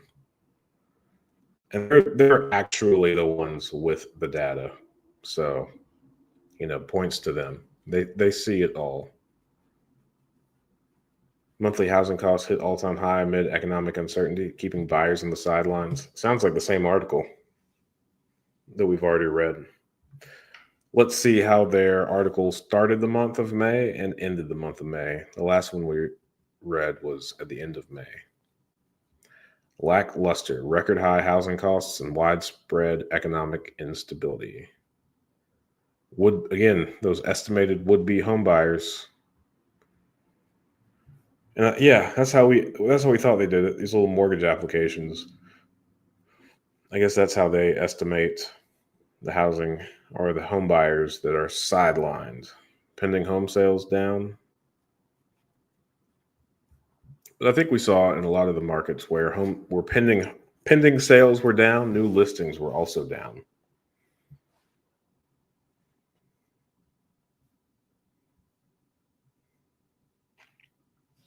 Yeah. I mean, really, every time we've even seen people talk about economic uncertainty, all they're really doing is talking about the little debate, the friendly battle between the president and Mr. Jerome Powell. I guess that's a big deal. A lot of people who would normally be making moves right now are just standing still. A Redfin premier agent in Seattle said that they want to ride out this period of economic uncertainty and wait until they feel more secure to make this huge financial decision.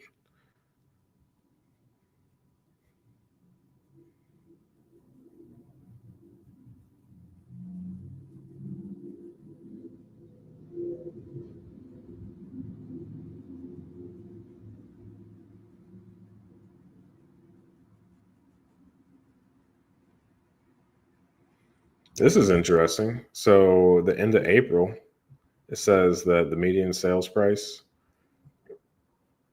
is 388. I think we opened up this website to something that said the median one was 400,000. So we're up from April, which makes sense. I mean, all the charts that we've seen have done that little thing where they go up pretty much from February to July and then spend the rest of the year going back down a little bit. So I guess it'll go back down in the next coming months. All right. And then here, I mean, that goes opposite of what I just said. On a national basis, new listings are up, but pending sales are down. But if you look at, I mean, if you remember that other table that we just looked at where Newark, you had twice as many buyers as sellers, but then in places like Miami and the other ones, you had twice as many sellers as buyers. I guess it evens out. There it is again, Newark.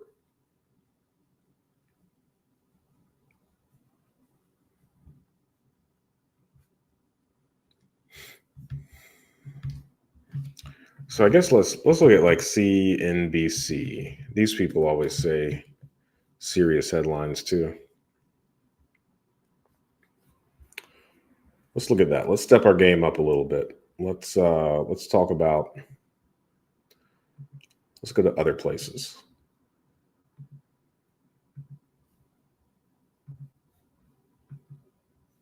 All right, CNBC.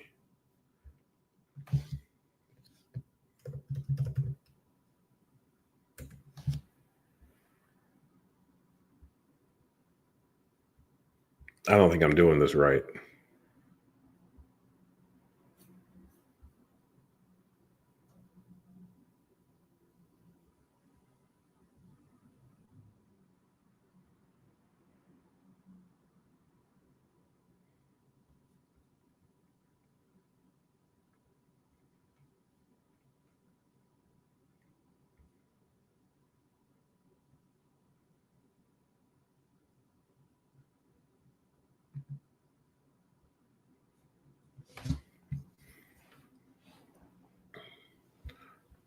Homeowners insurance premiums vary widely from state to state, but they are all going up. Yeah, that's true. And it makes perfectly good sense. I mean, you know, the first business I started when I moved up here to Ohio is an insurance agency. All of our carriers, I mean, we've all taken huge increases, but again, all of that has to do with increased material costs, increased labor, and the significant amount of storms that have happened, at least here in the state of Ohio. So the state of Ohio has been getting crushed by, you know, 1 in 100 year, 1 in 200 year storms. So hopefully we're on the tail end of that. But yeah, catastrophic losses are a real thing. Mortgage refinance demand surges as interest rates drop further. I can't remember. And we just looked at that on Redfin.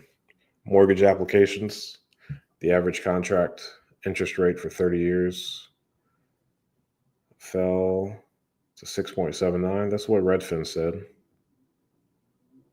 Increased by 1/10%.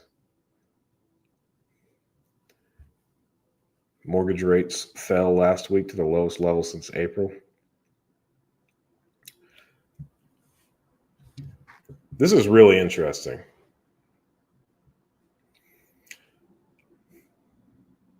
I'm not going to sit here and claim that I'm doing research so much as I'm just reading a whole bunch of other articles. But I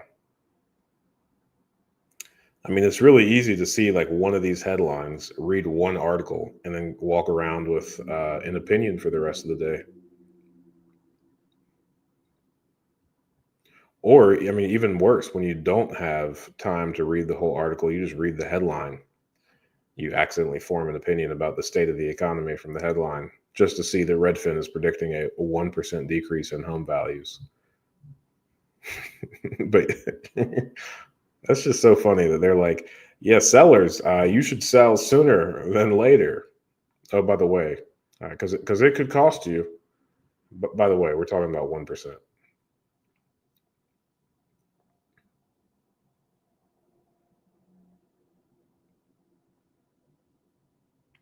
Purchase activity was essentially flat.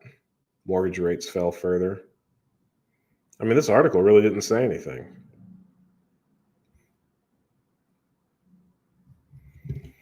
So they tied it back into the little jobs report.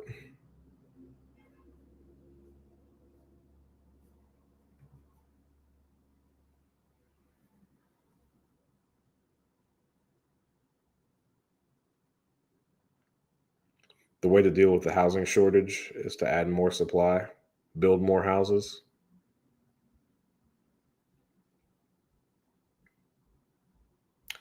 Well, I mean, if you go through your little YouTube channel, you'll find all sorts of videos talking about how it's going to be worse in 2008. You go through Redfin, you see that they're going to say houses are falling 1%.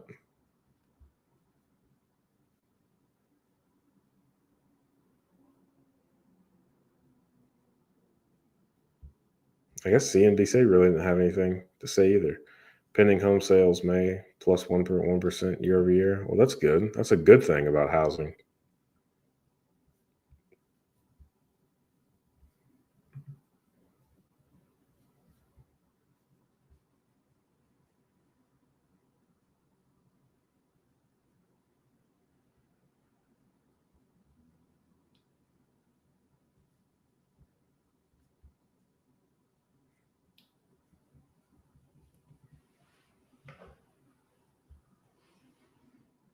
Home builders facing more competition from existing homeowners selling, says somebody from Zillow.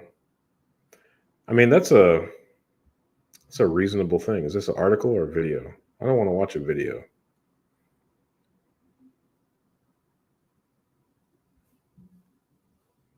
Joins Fast Money. New home sales falling almost 14%.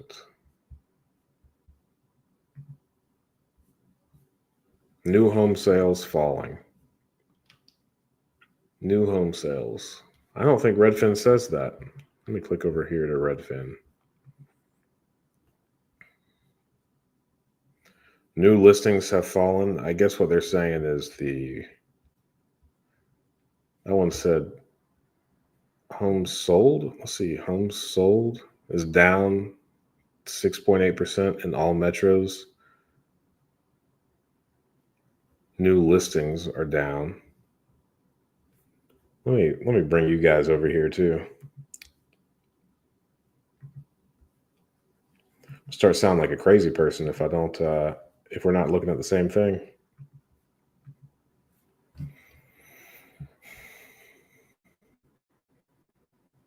So year over year down 6.8%. Pending sales are down 3%. New listings are down 1%.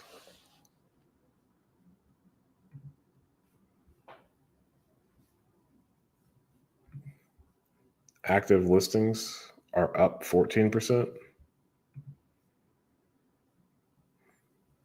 Zillow's looking at something different.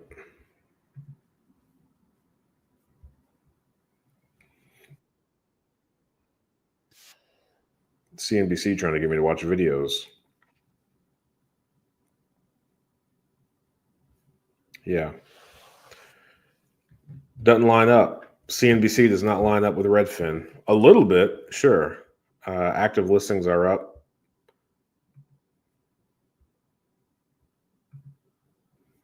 Pending sales down. I mean, if you adjust that for the new listings, you're at what, 2%?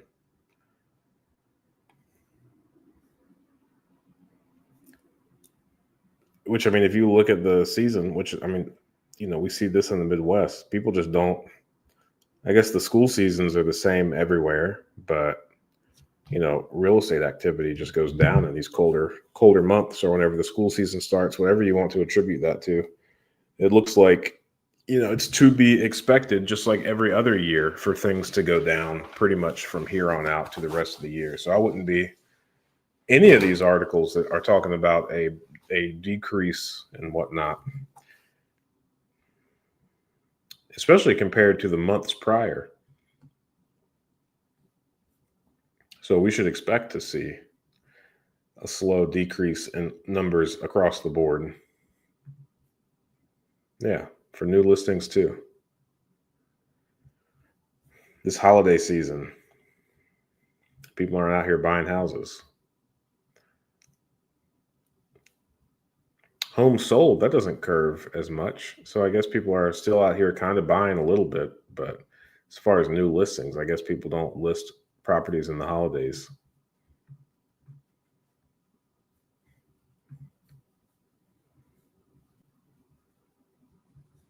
Yeah. I think we're going to be okay. That's what I say. Have you ever considered developing from scratch? We're building a house right now. It's on an infill lot. My goal was to build it for $100,000.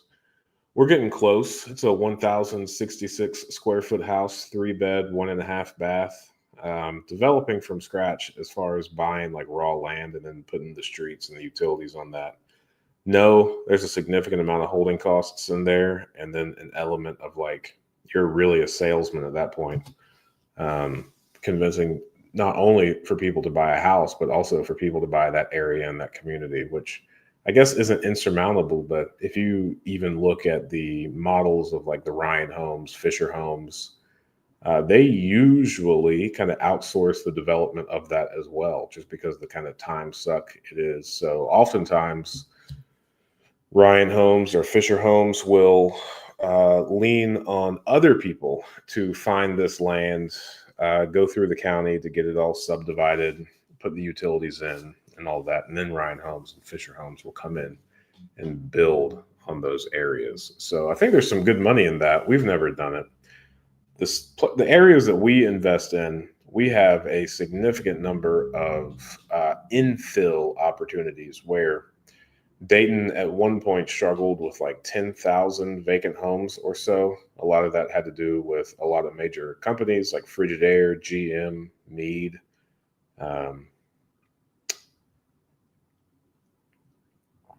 NCR. Who else? Who else pulled out of here? I'm not sure. But then those guys left the city of Dayton, and also the whole 2008 thing happened. So people just abandoned their homes, similar to what they did in Detroit. So I would say we have about 30 or 40 vacant lots that can be built on. I've just kind of been buying them because for quite some time, you could buy a vacant lot for about $500 here in the city where a house used to be.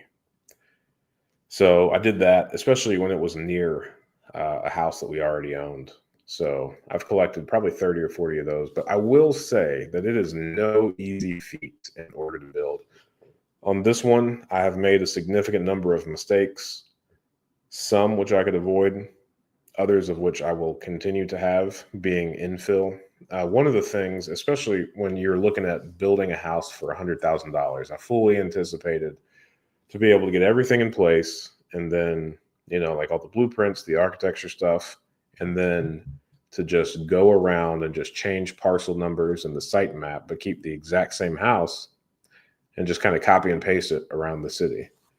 And that is not the case. A lot of times in these established neighborhoods, each neighborhood has its own like appearance protocol or procedure or whatever you want to call it.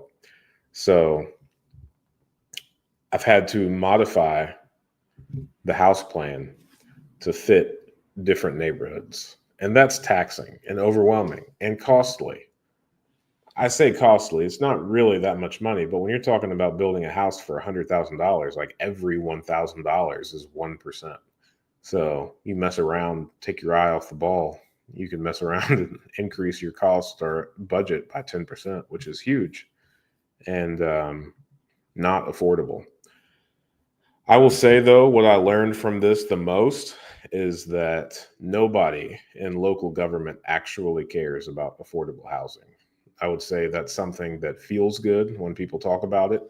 I would say it probably makes everybody feel heard, seen, and like people want to take care of them. But when it actually comes to putting these houses in, it doesn't change anything. Nobody's really after it. Everybody wants their, and this sounds obvious, but for some reason I thought that us bringing really low priced houses to the market that were still built quality, we're going to make a lot of people really happy and help us get things scooted along and get some additional resources from the local governments. And that's just not true. And actually a lot of pushback. And people want really nice, larger, kind of craftsman style homes built on these infill lots.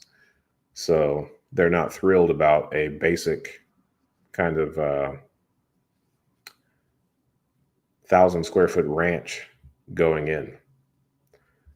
So it kind of makes sense if you look at the neighborhoods, but it kind of doesn't make sense either. And just being on the insurance side of things, I mean, a lot of these properties that are established, even if they are smaller in the square footage, just because the materials built, because the kind of like, craftsman style, the unique touches that each house has, these replacement costs are through the roof compared to the new construction costs with the average materials. So it is no easy feat to try and tackle infill building on any type of scale, I guess, is ultimately what I'm saying. You still have to modify the plots plan even if there's no HOA. Is this more due to some sort of zoning issue in that case, or do local laws govern this? That's a really good question. And I would say that there is no HOA, but there is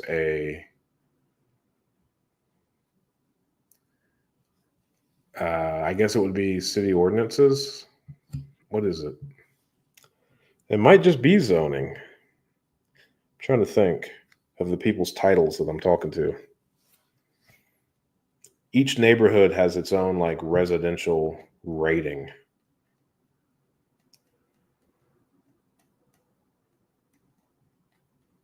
And each neighborhood has its own little. It might just be a problem unique to Ohio because there is no HOA.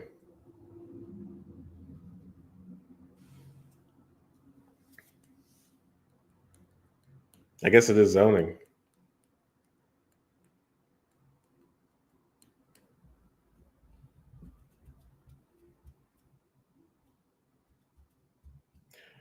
We have one vacant lot in a different municipality that we don't have many properties in, and we went to take that plan to them to build there, and they pointed out that there for in like that whole municipality, there's a 1,500 square foot minimum floor plan. If you want to build there, it has to be a minimum of 1,500 square feet.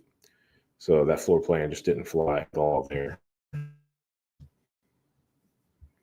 I imagine like all the people that all they do is build properties, they could probably, and they've been talking to the same people at these offices for a decade or more. They probably already know these things, and they probably don't face the hurdles that we do because, we just went in and tried to do things and until people said no. So I guess that's probably not the most appropriate way to go about doing things, but that's the way that I did it. And I'm paying for it. We started building that house in September of last year. And we did a crawl space. So I'm definitely not going to do a crawl space again. We're going to be slabs from here on out. But we dug the crawl space right before we had that tornado come through. So then we had weather delays pretty much from then on out. And then by the time we got to the point where it was time to put the utilities in, the ground was frozen. So we had to wait until the ground to thaw out and could be trenched in order to put the utilities in. So we're still waiting on electric. Right now, we are held up by the electric company, which turns out there were a handful of things that I could have done at the beginning. But the wonderful state of Ohio, they do not require that you have like a general contractor's license. Perhaps if they did, I would have to have gotten like some kind of license that then taught me the appropriate way to do things. But really, I mean, the only way that I attempted to figure it out was go down to the appropriate places and ask a whole bunch of questions. But it's one of those things where I imagine most governments are like this, but you ask 5 different people that work at a department how to do something and you'll get 5 different answers. So it's just navigating through that. I'm really not trying to complain. I'm just kind of answering the question. I'm really excited about that house being finished, of course. But a lot of lessons learned. Been going for 2 hours and 20 minutes. This has been a lot of fun.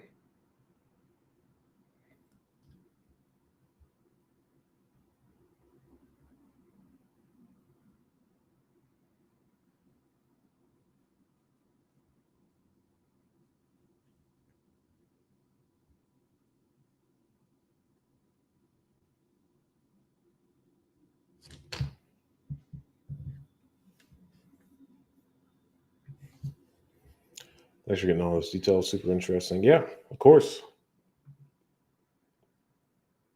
Probably need to make a video about it once it's finished. Because I started that one abandoned mansion video, and that series will never be finished. I just wasn't able to finish that. Couldn't overcome those issues with the title.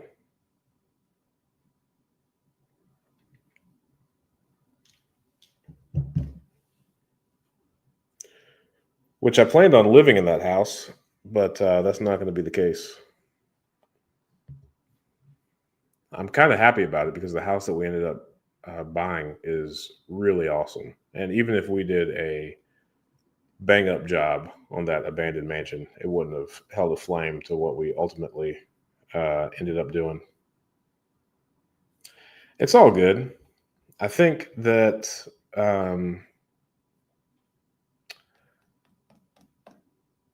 it still needs to get foreclosed. It has state and federal liens on it that cannot be removed. I was under the impression that we were doing a quiet title action that was going to get those removed, but that part wasn't done properly.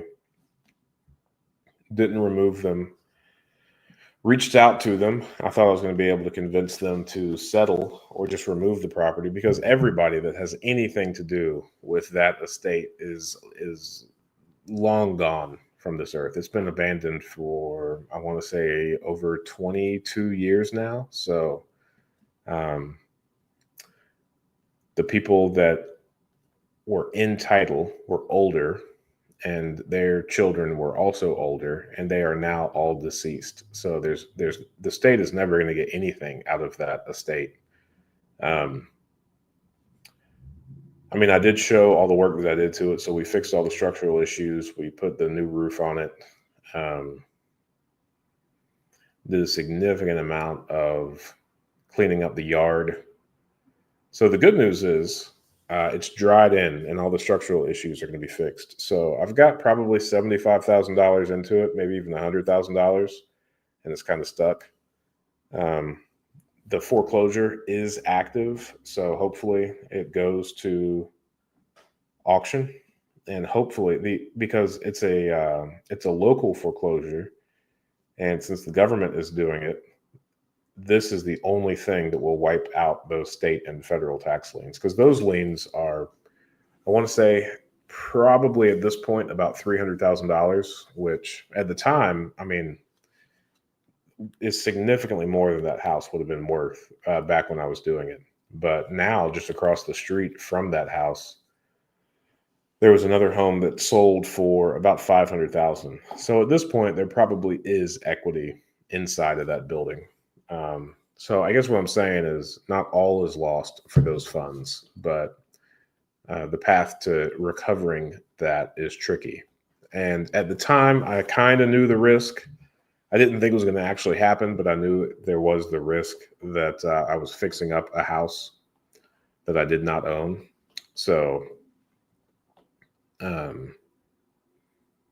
I kind of made the decision to go ahead and say, hey, we're doing it for this historic house, because when we found that house, and I think I recorded a handful of videos before we really started doing work, but I mean, it was covered in vines. It had huge holes in the roof. All the windows, some of the windows were like open, missing, broken.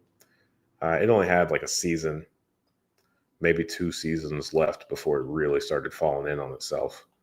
So now it's good to go, and it'll be good to go for probably another 20 to 30 years, maybe 40.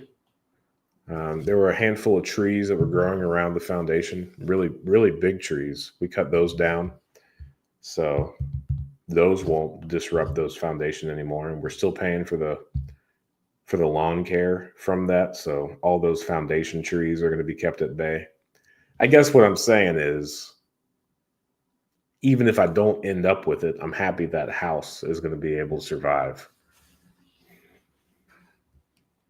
Makes me feel better about the position I'm in, at least. And that's got to count for something.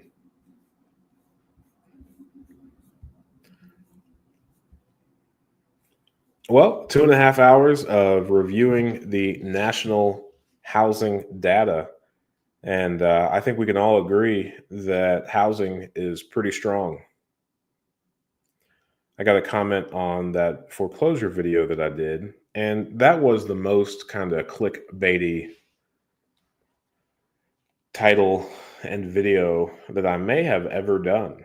So I was expecting to get some negative comments. I'm still waiting on a lot more, but one gentleman definitely said, I only got one comment so far, and it was, everybody but you knows that the housing market is crashing, which I thought was funny.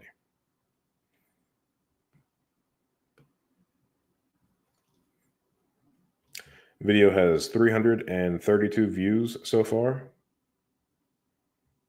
It's pretty solid. It's fun to be back. I don't really remember when I was doing videos most days. I don't remember what the views were, but I know that this property tax video, it has 443 views, the interview that I did. And that is about 40 minutes long. But the average view duration there is 6 minutes. So out of the 40-minute interview, people watch 6 minutes on average. It's also specific to Ohio, and in looking at the like audience data of this YouTube channel, not many people are in the state of Ohio. But I also probably think that more people invest in Ohio than live here, so that those numbers might be skewed a little bit. This foreclosure video is 7 minutes long, just shy of 7 minutes, and the average view duration is 2 minutes. So we're going places.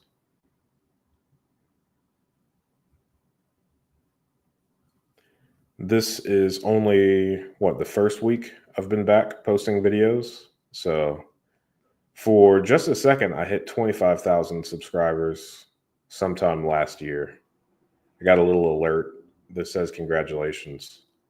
But it would be fun to pass 100,000 and get that little play button. So I'm going to set my sights back on that, trying to figure out how to make content that is what the people that are watching this channel is really interested in. Which is also one of the reasons that I went live tonight, and looking around and thinking through things to talk about. I think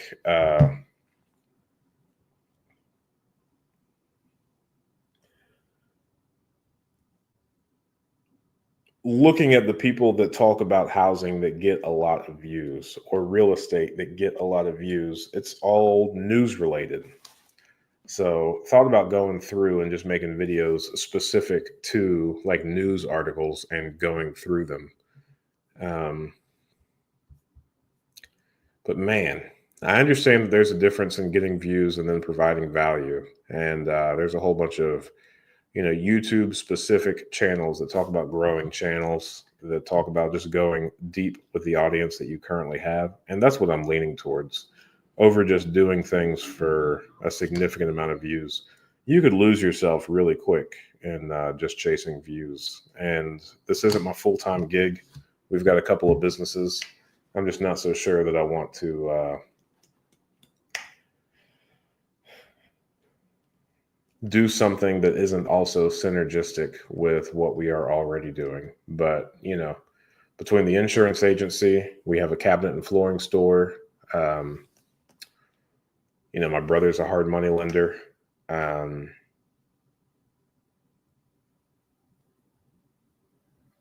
are a lot of ways that I could help guide and potentially provide services to other investors. And also, I just get a really good personal kick out of helping people buy properties, build their portfolio, and move the needle on their personal net worth and like generational wealth building kind of things. So doing reaction videos to news articles that we disagree with, I'm not so sure where that falls in on the line. Real example summaries of deal and following day in the life series videos and individual deals. Yeah, that makes sense. I know for a while I was doing a video for every deal that I did. That makes a lot of sense.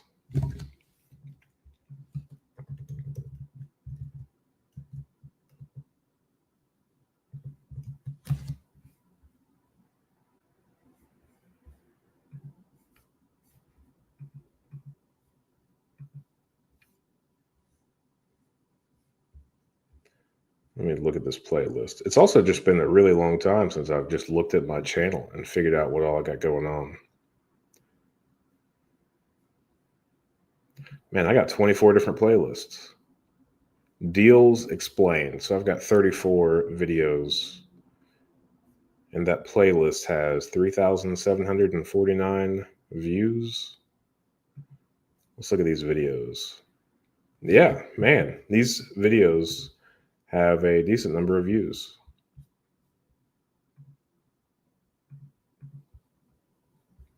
I guess you're right. That content does pretty well. Hard money for meal feels like something that could be demystified a bit, but maybe that's just me. Yeah, the problem with demystifying hard money is, it's built on the same rules that banks are built around, right? Like promissory notes, mortgages, all of those things are applicable to anybody. It's not just limited to banking, but banking said, hey, we're going to do this at scale. And they came up with like really cookie cutter products for everybody. And then banking regulations, because it's a business to an individual. There's usury laws and whatnot. So banks have certain guidelines that they have to follow in order to make these scalable loans to people, which all resulted in like really cookie cutter format. But the whole system of that really falls off hard and fast when you're talking about business to business. There's no usury laws. Here in the state of Ohio, two businesses can make a legally binding contract on just about anything that those two businesses agree to. And then a lot of hard money lenders are just people that have money that they want to lend and really like being the bank, really like real estate, and really like that's their business model that they have created. So, they might say, hey, I'm going to do 8% to properties that are inside of Dayton. But if it is outside of a 100-mile radius, then I'm going to be at 4 points and 15%. And the hard money lender is able to do that. So I guess we could go through the paperwork of this. These are the common forms that hard money lenders will use. But at the end of the day, I mean, you could talk to a handful of different hard money lenders and get like each one of them has the rights and authority to come up with whatever rates, terms they want to. So really the sky is the limit. It's one of those impossible things to demystify, more so just hey, here's a general guideline. And as you are talking to people that are hard money lenders, these are the things that you're going to find out.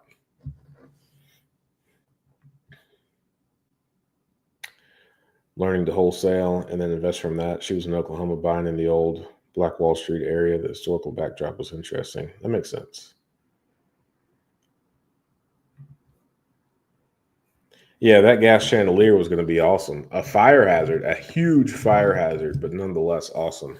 Pretty much the only additional thing that I could say about that never made it to the video, I don't think, I can't remember, is in order for that gas chandelier to be put back, you would have to have a shutoff to that somewhere that's easily accessible. So probably like right next to the light switch, we would have had to rig up some sort of uh, like gas valve or safety shutoff. We probably could have hit it closer to the floorboard, or maybe put it in a little box inside the wall or something. But yeah, it wouldn't have been from a wall perspective. It wouldn't have been too pretty. But hey, seeing a gas chandelier, I think would be really cool. Pretty crazy to think that, that's how things worked for a while. And also, I mean, I don't know this for a fact, but I imagine significantly more homes used to regularly burn down. I guess that's probably true. Um, There's a couple of historic buildings in Columbus that are hotels now, but they were like on some historic register for being like the first fireproof building in the country, or something wild like that.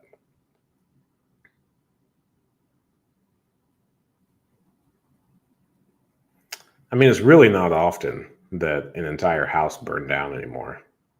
And when you go through the details, it usually has something to do with carelessness, negligence, or a botched DIY job more than it does like just a thing that has happened. That gas chandelier. Maybe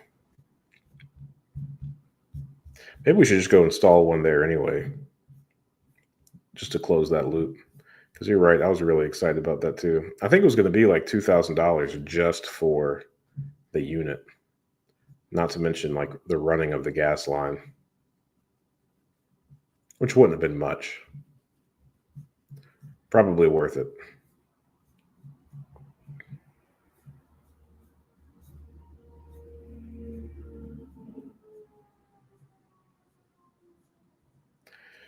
All right, so I'll definitely do a video. Hopefully, we wrap up that building as soon as we actually get the power on there. I mean, it should happen so fast because the plumbing's done, the sewer. I mean, yeah, all the plumbing's done. The stage that we're at now is once the electric is in, the electric just has to get connected. Um, and they had to do some like engineering report and install a pole there on that property. But once that's done, it should be as simple as putting in the insulation, putting the drywall in, and then installing the finishes. And we could do that kind of stuff pretty quickly. So I'm hoping that once that electric gets turned on, we should wrap it up inside of about, you know, 3 weeks. So maybe that's a little bit overzealous, but I mean it's pretty easy stuff. So then after that, I'll make a video. I feel really bad about that whole Abandoned Mansion series, and I've gone back and forth about just deleting the whole playlist, but I tried. You know, my son was with me during a lot of that, so I like seeing that. And it was an in good faith effort, but hindsight being everything, I think I probably would have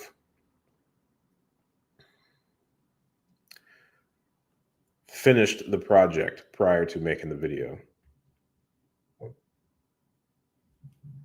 I think some of the videos that have like millions of views here on YouTube are ones where they did like the entire thing from start to finish. And it's like a 45-minute video or something, and just like a lot of time lapses and whatnot. I know people have made series, but I didn't have the bandwidth. And then the legal stuff happened. I didn't know how to talk about it on YouTube, and I just kind of stopped this whole thing. That was a tough thing to navigate. I think we went through like 3 different attorney firms in effort to try to figure out how to salvage it, and we just couldn't do it.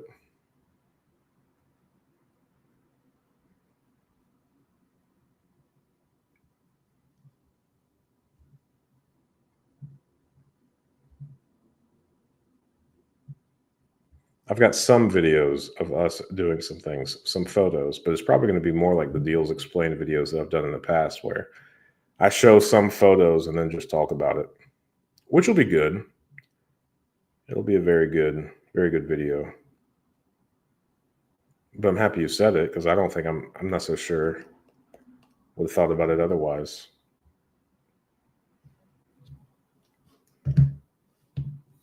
Closing in on that 3 hour mark. You got 4 people on. It's 9:12.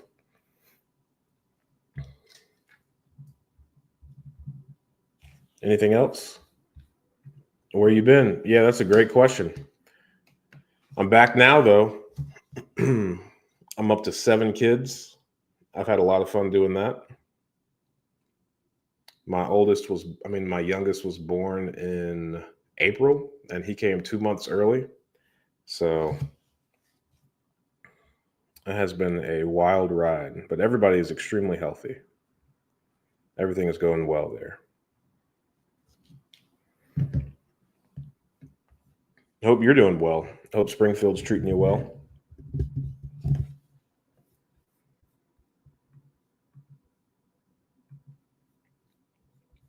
Actually, speaking of Springfield, let's pull that up.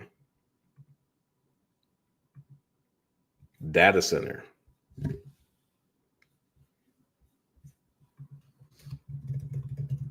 Surely it's on here. It made national news.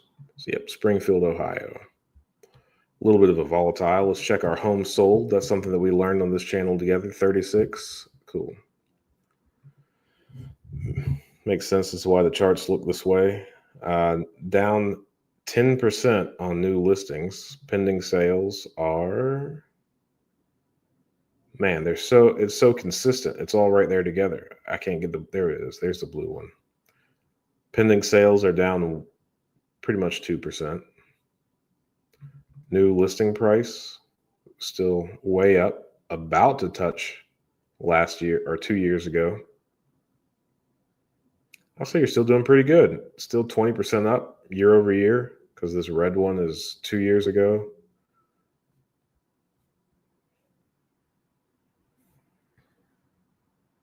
Seven months yesterday. That's awesome. Congratulations. I'm a huge fan of kids. I like having them a lot. One could convince me that kids are kind of the whole like meaning of life and all that. It just makes a lot of sense.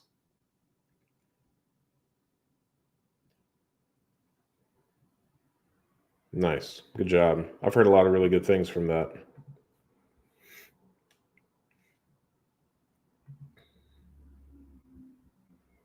New listings up, or the new listing median price is 210. That's high. That's really cool for Springfield. Good work. Median sale price. Oh my goodness. 230. Hey, this is opposite of the other things that we have seen. Okay, so this is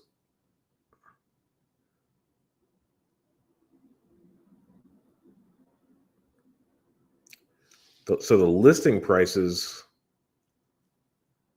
210, median sale price 230.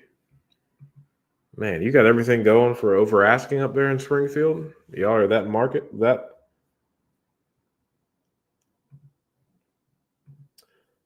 are y'all really that hot of a market? Springfield is doing good. Yeah, apparently. Man.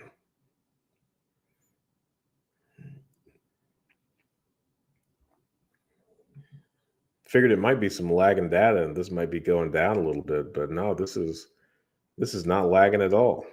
This is end date 629. End date 629. I guess maybe we check back next month and this thing will come down a little bit. Otherwise, and with new listings down 10% too, man, y'all are about to get a real serious leg up again in this market. What are the active listings looking like? Oh, 36% more active listings, but still 337 compared to 249. I mean, that's not much. It looks like a lot, but that's not. It's probably one person listing their portfolio difference.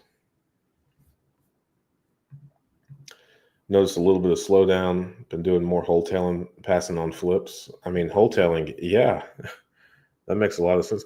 I know you haven't been on here this whole time, but man, I've been digging into this Redfin data stuff, and we've been looking at markets all over the nation. And let me try to think real quick. My brain is slowing down a little bit, but Austin, Texas had some crazy stuff going on. Let's look at that stuff. Median sale price 455. New listing 483. So see, I mean, they're at like things are selling for about $30,000 light. Miami did really good though. I'm pretty sure those guys are like inside of $300. Those realtors are dialed in down there.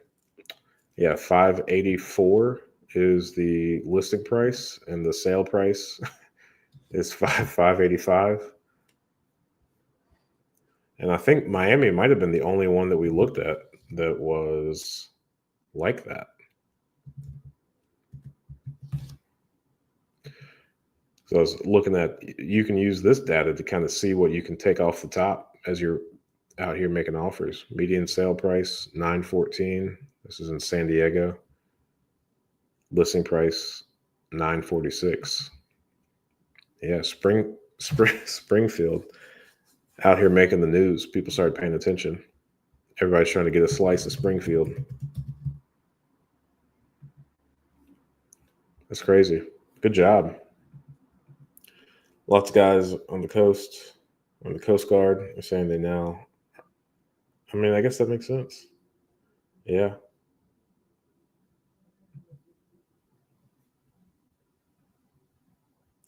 I mean, I guess they'll find out. But there's probably a lot of room to move still. Springfield might just be the place to be. Uh, I mean, what's that place called that all these places are trying to act like they're going into? Is it Newark, Ohio? Or like Intel and all that stuff is going in?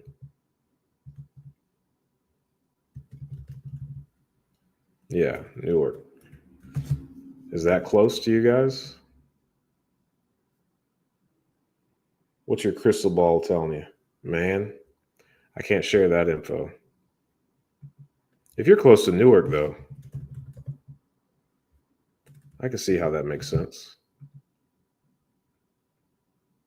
No, an hour and a half away. You're really not any closer than we are. So I guess you got Columbus. Hey, maybe Columbus prices are just pushing people that way. Who knows? But good work regardless. Looking like a good market to be in.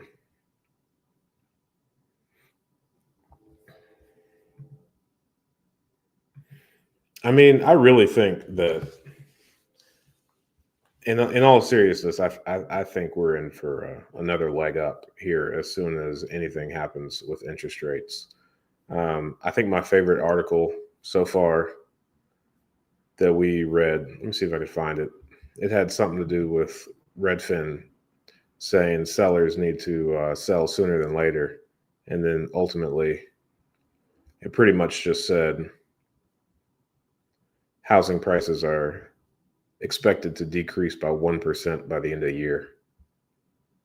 So I think it's really funny that all these people are out here acting like we're about to go into some type of housing thing that's worse than 2008. But here we are. Redfin, the aggregator of all housing data, is saying that we might get a 1% decrease by the end of the year. I think it's pretty funny. I will say though that the numbers are pretty ugly in California, Florida, and some of Texas. Austin, Texas specifically was looking really rough, but Springfield, Ohio is is a long way away from. I made Redfin mad. Is a long way away from Austin, Texas.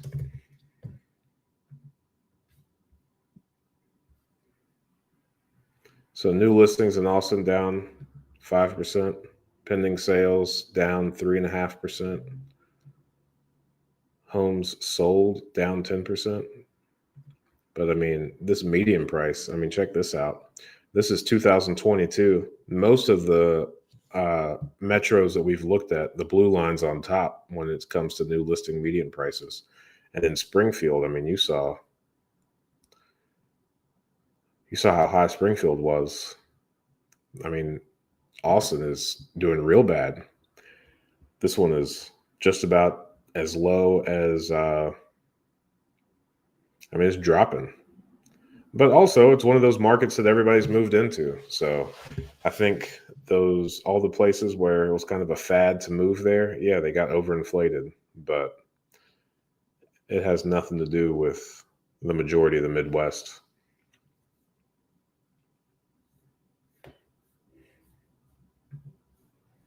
And that's what I got. I won't re-go over all of that Redfin data, but I sure did have a lot of fun looking at all that. Feeling like a smarter person now. Really happy to see you back. Hey, I'm happy to see you back here. It's good to be back. I'm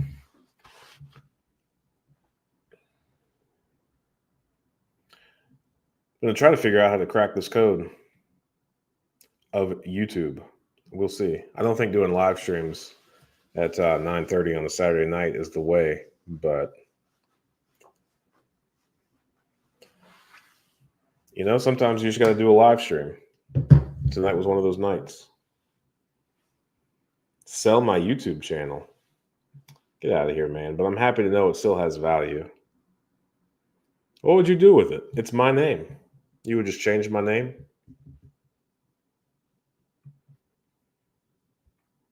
Would you hire me to make videos? That might actually increase my posting if I had somebody out here telling me I needed to post.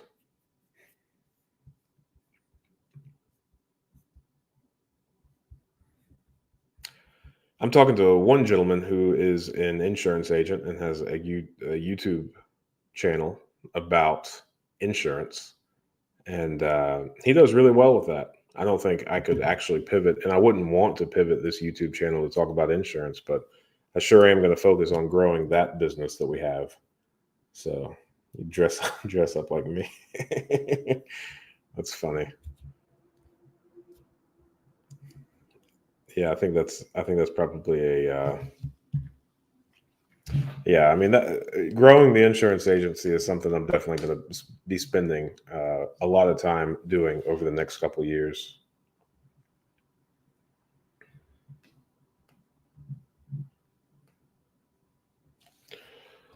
All right. Well, man, 6 people on now. Just as I was about to say that I'm gonna call it quits. I guess that's not true. How many rentals you guys got now? We are just shy of 600. So we might mess around and hit 600 by the end of the year. We're starting to play around in your game of selling some stuff. So we've got a couple properties on the market. What I've noticed though is I get a little bit antsy. So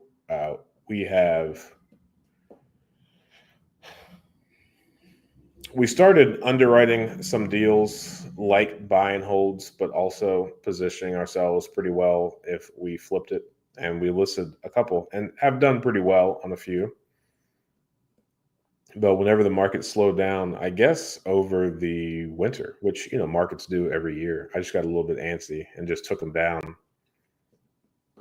and rented them out. But I mean, they would still be great flips whenever the people move out, presuming they take good care of them. So we'll probably revisit that if it aligns where they move out of the ones that we technically flipped, but then rented out. If they move out during the summer,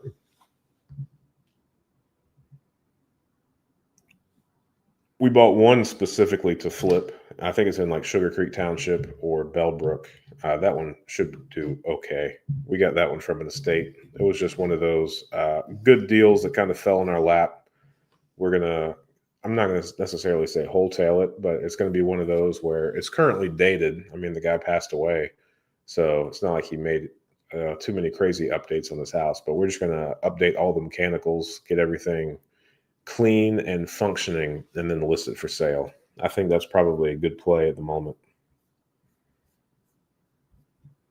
especially in light of this affordability issue. If you can get good properties in areas, I really think that your margins are probably going to be pretty similar if you just clean things up, get everything nice and functional, and then sell it, as compared to if you make it, overly modern and put all of the typical things you would expect to see in a flip. I imagine it's pretty similar.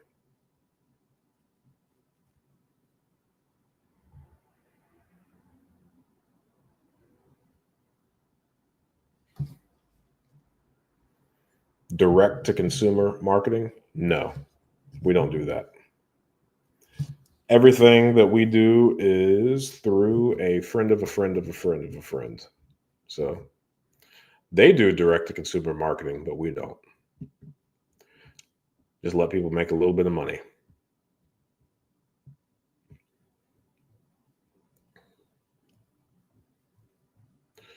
One thing that we started doing that I think is cool, we really haven't had much benefit in doing it yet. It hasn't been successful too many times, but as we are refinancing the properties that we have, we approach the residents living there to see if they would like to purchase the properties. But we have surprisingly few people that actually want to do that. Um,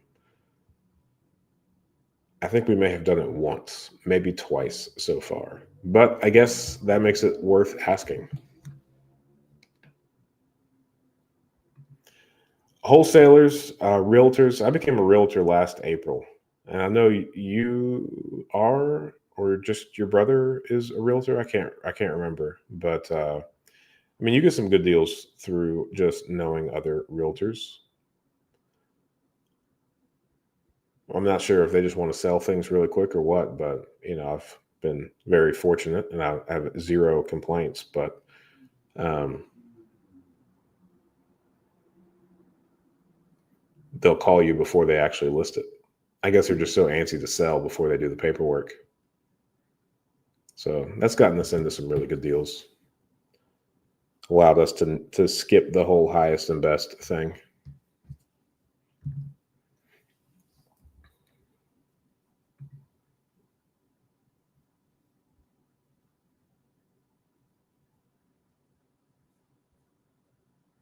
Hit the 3 hour mark.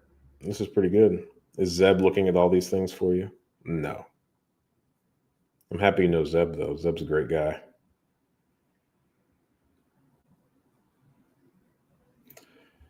I think we have purchased a couple of things from Zeb that he's found, but I wouldn't say he does all of it. We also don't ask him to look at anything.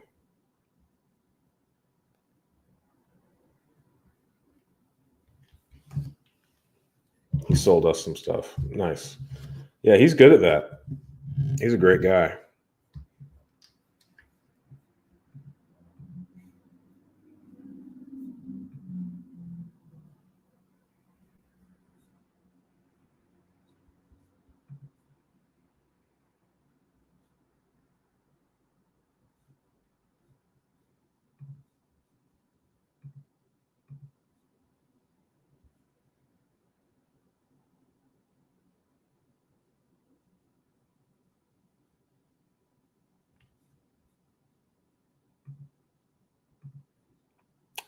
That's a good question. Who are you using for refinancing? Um,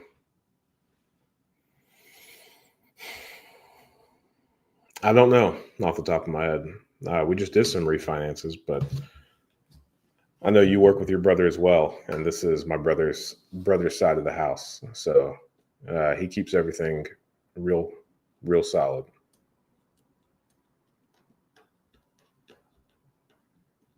I think Renovo has some good things going on. I've seen on the insurance side, I've seen people use Renovo frequently. Corvest, Kiavi.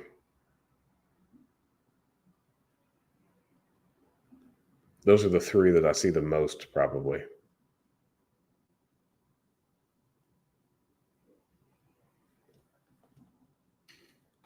Yeah, man. Good seeing you. Thanks for jumping on. Thanks for talking.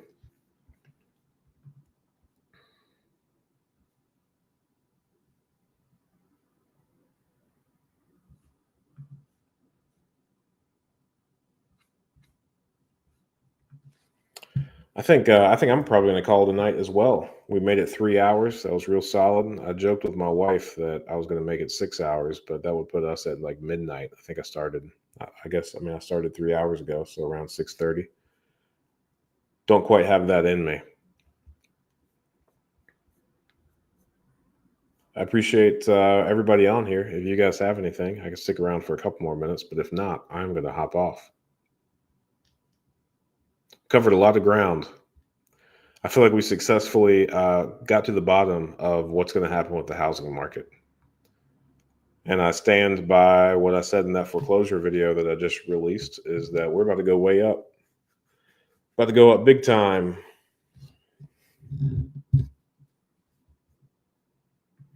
Yeah, thank you.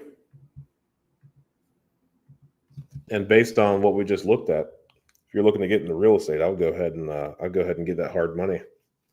Go ahead and get your foot in the door with the deal. I wouldn't rush and get into a bad one, but man, people want to talk about affordability, but I see a huge lack of inventory and a whole bunch of, what did Redfin call it?